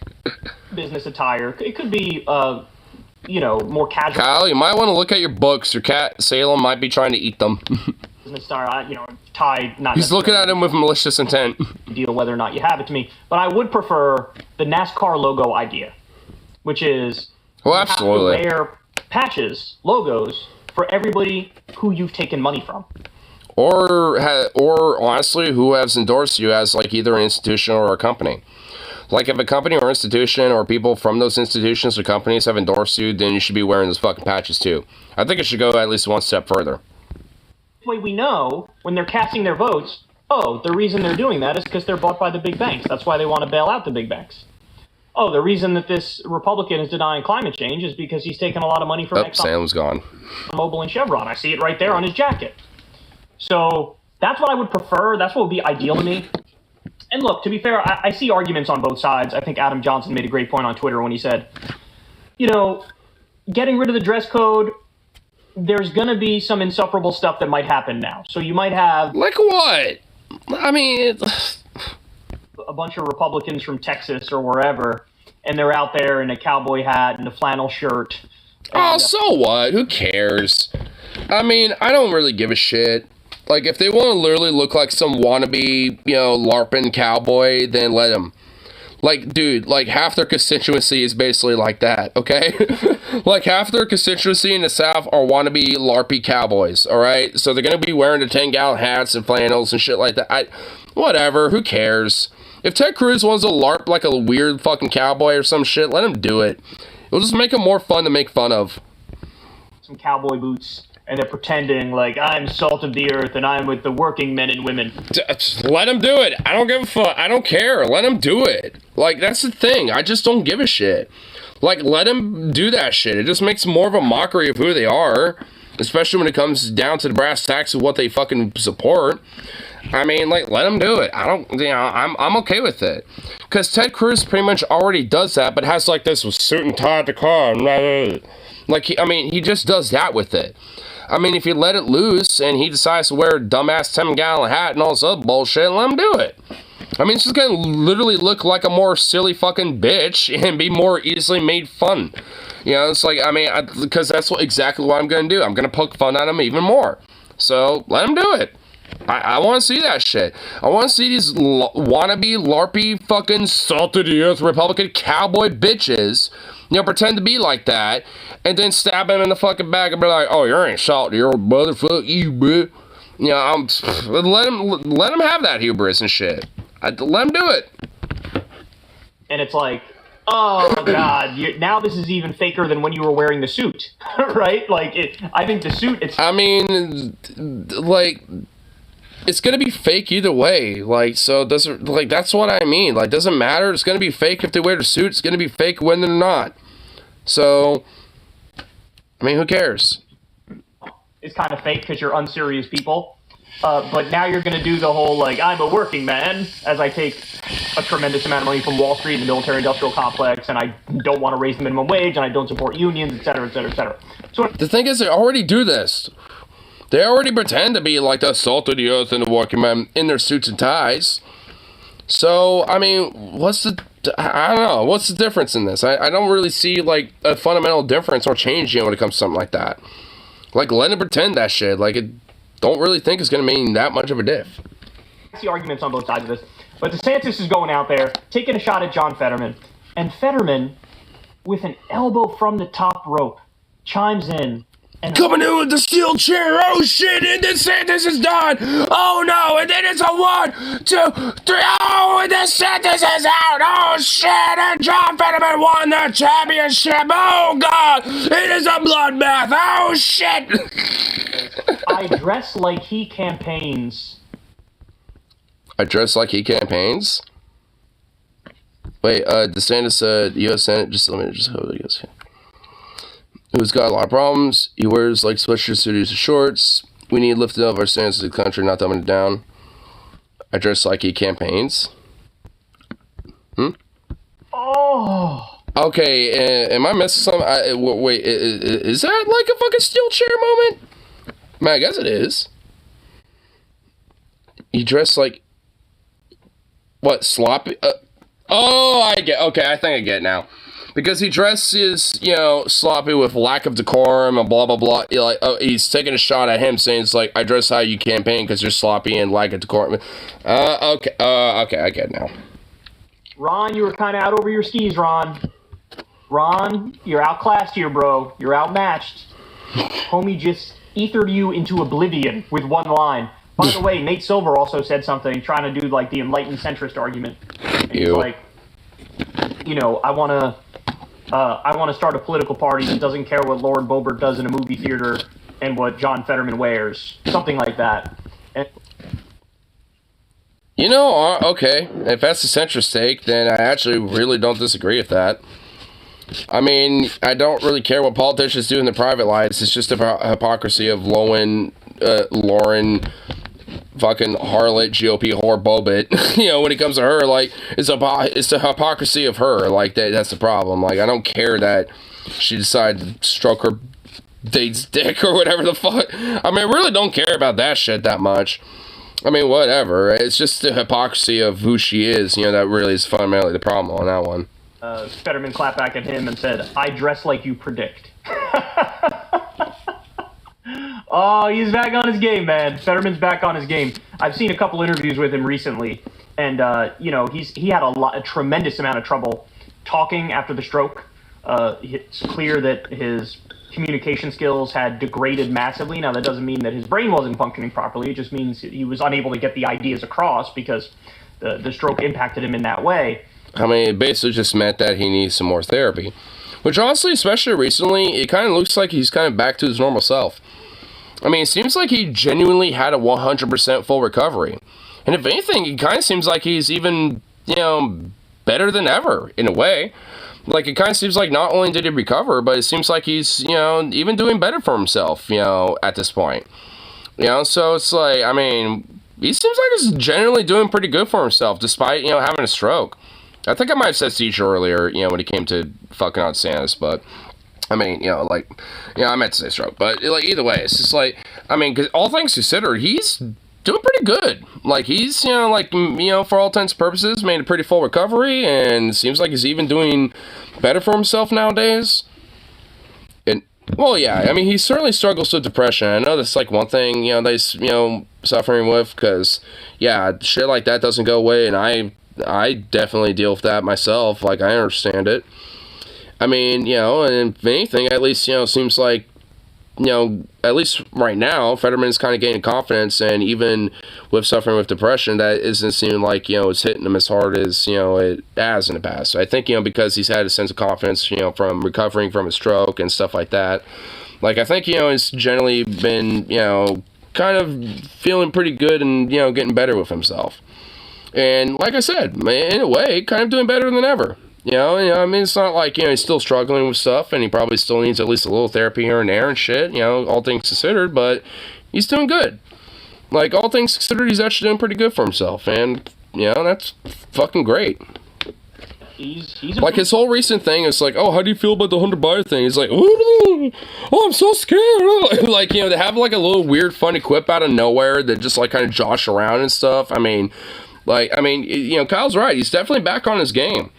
And if anything, a little better. Because, I mean, you know, he's doing pretty good, you know, all things considered. I think he's got, like, a little bit of a sense of, like, you know, better outlook, and, you know, especially after, you know, being, you know, recovered, you know, from a stroke and stuff. Like, you know, it seems like he's just generally kind of, like, got a better head on his shoulders now. Which, you know, it's great. You know, it's good to see him just, like, you know, be kind of like, you know, just like, yeah, I'm doing my shit, fuck you, what are you gonna do about it? Like, I mean, I just love that, you know, just kind of has that kind of casual thing going on where he's just doing it very confidently. Since the stroke, now he's able to be a lot more coherent than he was. And also, let's not forget, it was one of the funniest victories of all time when Oz, this elitist goon, Dr. Oz, was running against Fetterman. Fetterman couldn't complete a sentence and still beat Oz. Oh, that was glorious. That was fun. You know what? I bet that really did help boost his confidence. It's like, man, barely recovered from a stroke. You know, so far, having a debate with Oz, and even I thought, you know, he didn't really do that great. But, like, hey, you know, he still overcame that shit, and I bet he was like, oh, fuck yeah, I got this shit in the bag. Like, I mean, I'm pretty sure, you know, that, if anything, probably helped, like, you know, really put a log in his ass to, you know, recover even more. Like, in a way, it's like, oh shit, if I'm able to beat his ass recovering from a stroke and how to go for therapy and all this and that and all this other shit, then, fuck, I can probably do anything. Like, if anything, it probably just, like, gave him a sense of, like, oh shit, I can, like, you know, reach for the stars on this shit. Because it kind of seems like that's kind of reflective right now. I mean, you know, and like I said, you know, for someone that struggles with depression myself, I definitely go for faces like, you know, I certainly can feel like I could reach for the stars, but, you know, at the same time, out of nowhere, I'll just, like, fucking get hit with, you know, wave depression and stuff. Like, so, it's not to say that, you know, Fetterman might, you know, have something like that, because, you know, if he, you know, he's one that does struggle with stuff like that, and I certainly, you know, reminisce of that in a way, because, you know, he's one of those, he's someone that I kind of see in myself in a lot of ways. That's why I love him so much. Like, he's so casual and very relatable in a lot of ways that, you know, especially when it comes to his, you know, mental struggles outside of, you know, having a stroke, but at least when it comes to things like depression and shit, it's something that, you know, can at least relate to. And if someone like him, you know, struggling with stuff like that could be a fucking senator, then it's like, damn, a motherfucker like me could do anything too.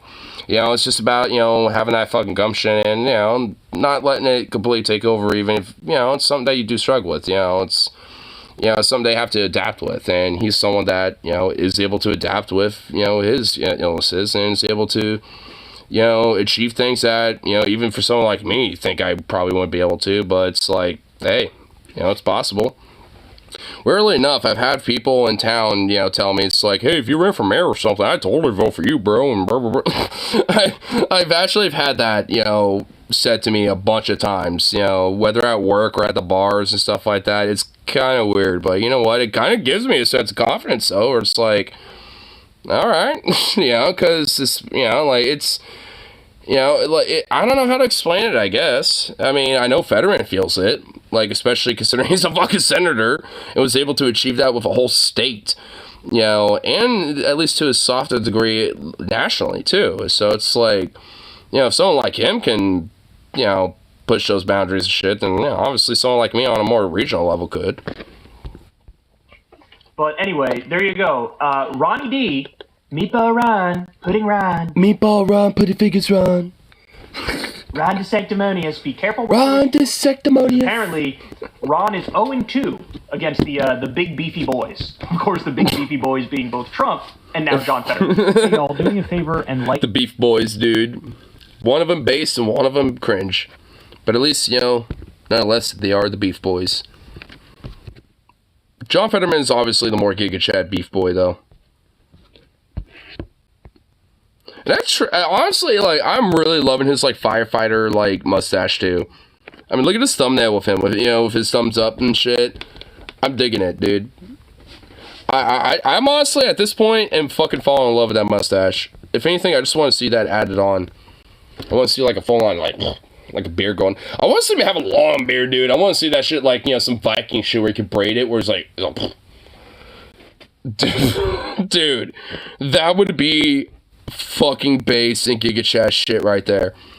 If out of nowhere, he, like, next time we see him, he just has, like, this, like, just this long-ass braided, like, goatee thing going on with the mustache combo. But that'd be, like, some, like, Titan Chad shit. That would be beyond Giga Chad. That'd be Titan Chad. Mega Titan Giga Chad, dude. It's like...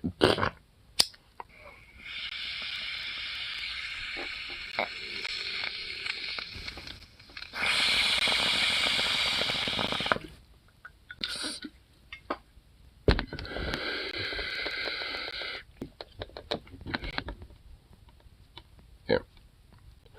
See what a little fun thing is going on. Can I just say? You know, I just say.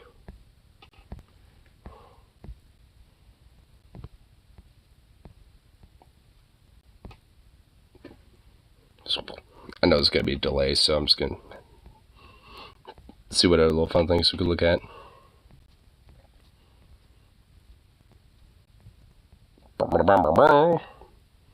Actually, you know what? I know something fun we could look at. That's at least, you know, like I said, kind of fun. Let's see. Here, hold on.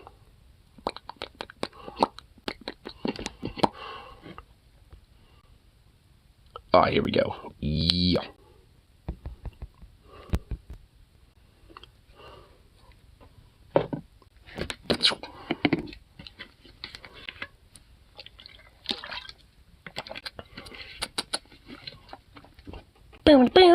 Yeah, I'll just have this up ready to go. We'll look at some pretentious foods, because why not? Why not look at some pretentious silly foods.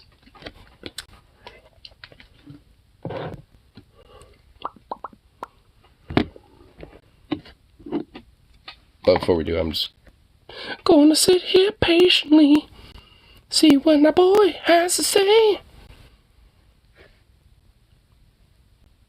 Hey, you know, fuck, I gotta play it. Take a look. See what's going on. Patient. Oh, wait, here we go. All tiptoeing by MAGA or conservative politicians around the MAGAs because some people are afraid of a handful of Klan members is going to collapse our country on itself. To do what has to be done now fast to get fuck over with. Let the MAGA rise up to protect their fucking rapists so we can identify and deal with them as traitor scumbags as they are. Well, why do you think I'm kind of gung-ho about the idea of Reconstruction? Like, because, like, or I also, I guess on a way, kind of like, you know, being like, hey, if you're all gonna fucking do shit, then do shit, bitch. You know what I mean? Like, because, I mean, like, they all are pretty much, like, mostly all bark and no bite. Like, there is some bite that, you know, a few of them will do. But it's like, I mean, like, what the fuck is gonna take for you motherfuckers to actually, like, do something? I mean, that's why I'm not exactly afraid of them necessarily, because the majority of the country, federally and just populace-wise, would, you know, crack down on this shit. Like, there would definitely be people, like me, for example, that would certainly go out of the way to be like, hey, if these fuckers are coming into Portland, for example, because I know Portland would be, like, a major hotspot for a lot of these fuckers to come down and be like, oh, they're, you know, these, you know, this Antifa ran HQ's, you know, a source of law. Like, they're gonna be, you know, like they did last time in 2020, so they're gonna be doing it again. So it's just like, I mean, you know, it's just, and that's why I'm like, hey, fucking do something, because, like, most of us ain't gonna stand for this shit.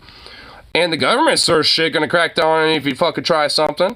I mean, a lot of you have already been cracked down on just for Jan 6. I mean, I wish it would crack down harder, to be fucking frank, but, hell, I mean, they're already making some examples out of you fuckers. So, yeah, it's all about calling their bluff, and I've always, you know, been like that with this shit. I never want to see the, you know, nation break up or anything like that. I just want to see these motherfuckers, you know, like, I want to see their bluff, because I know for most of them, they're bluffing. Like, when it came push to shove, most of these motherfuckers are not gonna fucking, like, you know, go out of the way to, like, you know, take up arms and shit. You know, not a lot of them. But there will be a lot of them that will. I mean, you know, there will definitely be a lot of them that will at least, you know, maybe be peacefully doing it. And then you'll have a mixture of them that will certainly be doing so for very violent intents. And, you know, I think at least some of the more, quote, peaceful ones might either just stick along behind the lines or fuck off, you know, when shit pops off. But, you know, it's like, you know, there's going to be a decent chunk of them that are definitely going to want to pick a fight. And you know what? It's like, I mean, if they really think that, like, a good chunk of liberals and progressives and leftists and shit are, like, somehow so anti-gun that none of them own any, they seriously got a fucking other thing coming. Like, genuinely. Like, I know plenty of leftists and progressives and even liberals that, you know, as much as they're obviously very pro-regulation of firearms, stuff like that, they own some themselves. Obviously, I do. You know, so it's just like, I mean, a lot of, you know, it's like, you know, because a lot of, you know, there are a good chunk of us that aren't necessarily scared of, you know, pew-pews. You know, we know how to operate them and stuff. And if anything, are probably better at, you know, operating them anyway, because we're not, you know, drinking half, like, a 12-pack of fucking beers and shooting the cans off, you know, being, like, intoxicated, you know, and drunk as shit, you know, while trying to shoot. Like, so, at least there ain't a bunch of fucking klutzes. Even if they might have, like, a few vets and shit. Because guess what? There's plenty of vets that are also staunch leftists themselves. Like, I've been to enough of these protests where I know plenty of them that were genuinely vets, you know, that either served in the Gulf, Afghanistan, Iraq. I know at least one during the 2020 protests served in fucking Fallujah. And if you know anything about Fallujah, that was some of the most insane, fucked up, crazy, like, Stalingrad-esque, like, room-to-room, house-to-house fucking fighting that ever fucking happened. It was insane. You know, so I can only imagine, you know, some shit that fucker saw. You know, so it's just like, I mean, you know, like, there's plenty of people that are, you know, certainly lefties, you know, that know what they're doing when it comes to shit like that. And if they, you know, if a lot of these right-wing fucking psychos and militants really think that just does not exist for some reason, and you think, you know, a lot of these, like, vets and military dudes and, you know, pro-gun types, you know, gonna suddenly just join them right off the bat, they got another fucking thing coming with that one. Because the thing is, like, yeah, a lot of them, you know, especially on their side, own a fuckload of firearms and shit. Of course. But quantity doesn't mean quality. You know what I mean? I don't own a lot of them. I only own 2. But, you know, just because of that, you know, like, quantity doesn't mean quality. You know, it's like, you know, the quality of, you know, me being an operator in that sense, you know, or at least, you know, knowing what I'm doing when it comes to, you know, using my firearms, and, you know, it's like gonna be way better in comparison to having like 1,000 of them and just taking whatever the fuck I want depending on how I feel that day. You know what I mean? It's like, I mean, I'm gonna have way more fucking expertise on the 1 gun that I own versus like the 1,000 that I am gonna have basic knowledge on.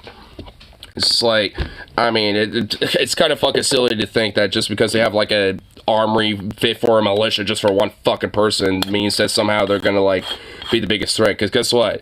You know, they can only carry 1 gun, or I guess technically maybe 2 or 3. You know, but like that's the thing. Like there's only so many that they can carry. You know, it's like, and same thing, but you know, with the 2-way streak when it comes to that. But either way. It's like the likelihood of these motherfuckers actually trying to do some shit, probably not. I mean, because, you know, at the end of the day, they're all about the law and order stuff and abiding by, you know, what the, you know, law is. I mean, you know, for example, like with Rittenhouse, like, because he, you know, aggressively, you know, basically incited people to, you know, charge and attack him and shit and kill people and stuff. But, like, I mean, at least there's going to be one little thing I'll grant him. He turned himself in, even though his own mom tried to convince him not to do that. I mean, he turned himself in because he knew that would be a better outcome for him, which it was, in comparison to trying to hide from the law and not turn himself in. Like, he literally convinced his mom to just take him to the police station to turn himself in, because his mom's like, oh, no, you did what was right. You don't need to turn yourself in, blah, blah, blah. Like, she literally tried to, like, make him more of a criminal than he already was, you know, and try to make it worse for him, you know, and he knew that, you know, it would be better for him to just turn himself in, which that ended up being generally a better outcome for him, because, I mean, look how he is now. Like, I mean, the dude literally, like, was, like, in charge and, like, you know, made an app. Like, it's like a turkey shoot app where all the turkeys had, like, CNN logos and liberal logos and, like, the Democratic Party logo and all this other shit on them and stuff like that. Like, I mean, he, you know, the dude's, like, you know, basically like a grifter at this point. Like, he knew what the fuck he was doing and he was very smart with it. And the thing is, like, I mean, you know, like, a lot of them are all about the law and order stuff, even when it comes to push shove with shit like that. So, I mean, the likelihood of them really, quote unquote, like, pulling the trigger or biting, so to speak, when it comes to their barking and all their talk, I mean, realistically, they're probably not as likely to do shit like that, because they know that, you know, they will, at the end of the day, have to face the boys in blue that they support so fucking much, and they don't want to have to face that contradiction. Because when they're fucking aggressively being like, why in the fuck you killing people and this and that and, you know, blah, blah, blah, and having to face that fucking backlash and shit, then that's a whole nother ballgame, and they don't want to have to face that. So, I mean, there's that too, which is why, you know, especially when it comes to government, like, that shit would crack the fuck down on that so quick. That's why I want, you know, like you said, like, call their bluff, because that's what I say. You know, I ain't advocating nothing. I'm just saying call their fucking bluff, which I guess technically is an advocacy, but it's not, you know, an advocacy of doing something. It's an advocacy of, like, you know, saying, hey, if y'all are going to do something, then do it. You know, because we'll just sit here and be waiting for it. You know, like, I mean, a lot of us are kind of in a way, I mean, at least, for, you know, mentally kind of prepared the idea that they will do this at some point. I mean, which realistically is probably going to happen during election night. Or at least, you know, leading up to or afterwards. You know, it's going to be around that time. So, I mean, a lot of people are kind of mentally prepared for it to happen at some point. You know, at least leading up to it. So, I mean, it's just one of those things. Call the fucking bluff, and, you know, like, and the few fucks that, you know, decide to go out of the way to do shit like that, they're going to be crushed like fucking bugs. Not even like cockroaches, because cockroaches have potentially to live still. Like, they're going to be crushed like goddamn fucking termites or something. Or like little ants. Or like the little flea that happens to be like annoying you and like biting on your fucking feet or something. You know, they're going to be like that. Where you could just take a little flame and just be like, you know, oh, you're gone. No more flea nuisance.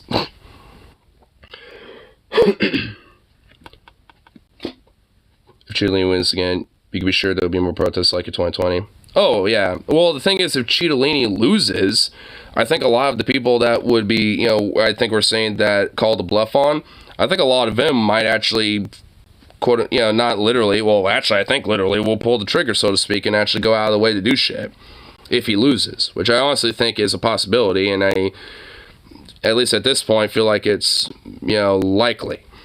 I mean, it's still kind of a coin toss, to be fair, but, I mean, it's, who knows?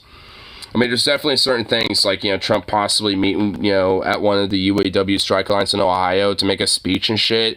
Shit like that would make it genuinely a coin toss in my mind, unless Biden jumps the gun on stuff like that. But, I mean, either way, like, I mean, it still feel like it's a coin toss right now. So, whether he wins or loses, there are going to be protests, for sure. And I think if he loses, they're certainly going to be way more fucking violent. And if he wins, a lot of them are going to be like, yeah, we got America back on track, so we're going to be, taking America back, blah, blah, blah. A lot of them are going to feel that, so a lot of them might, go out in the streets to celebrate, but they're not going to go out of the way to, like, protest or anything, or even be violent necessarily. Like, a lot of them are just going to go out in the streets to celebrate and do shit like that. But obviously people on the progressive left side are going to be protesting shit. So you can imagine Seattle, Portland, like San Fran, New York, places like that. There's going to be a lot of places that are going to be protesting shit. And even in smaller places in, some of these small towns, throughout the country, I mean, they're going to be doing it too. But at the same time, I mean, I think that's where some clashes might happen, is some of these more smaller towns and cities and shit where there might be a mixture of people, Trump, maggot fucking weirdos, celebrating in the streets, but you got, like, people protesting in the streets as well, and then they clash. Like, I think that's where you might see some shit. I mean, places like in Portland, there's not going to be a lot of celebration. There's going to be a lot of protesting. So even if there are, like, a few people on the streets going to the bars and, like, yeah, Jimmy, like, I mean, they're probably going to get beat the fuck out of and then, lick their wounds and go home. You know what I mean? So, like, I don't, like, if Trump were to win, I feel like that's what's likely going to happen. But if he loses, a lot of those, like, people that would be like, yeah, Trump, a lot of them, instead of being like that, they're going to be like, fucking Trump actually won, bitch, and fucking, like, going out and fucking rioting, basically. So, I mean, I kind of feel like it would be more violent if he lost. So, it's just kind of really, like, how, not just the people in general, but also the government reacts to that, and they need to react very fucking strongly and, frankly, aggressively to some shit like that.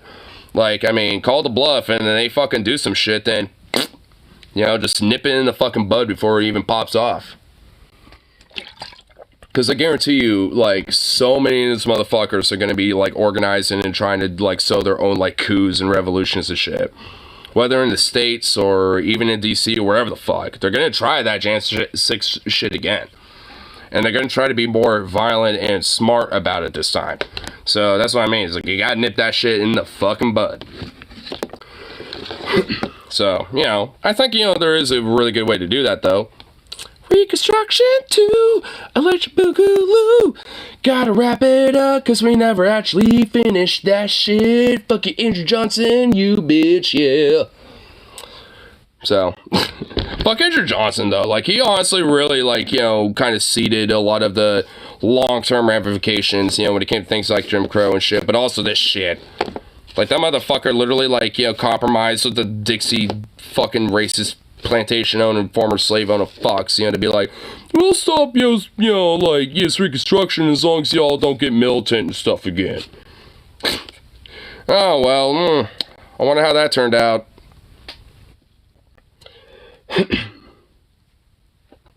There. Let's have a little fun. Let's look at pretentious, dumbass foods. What is this? What's going on here?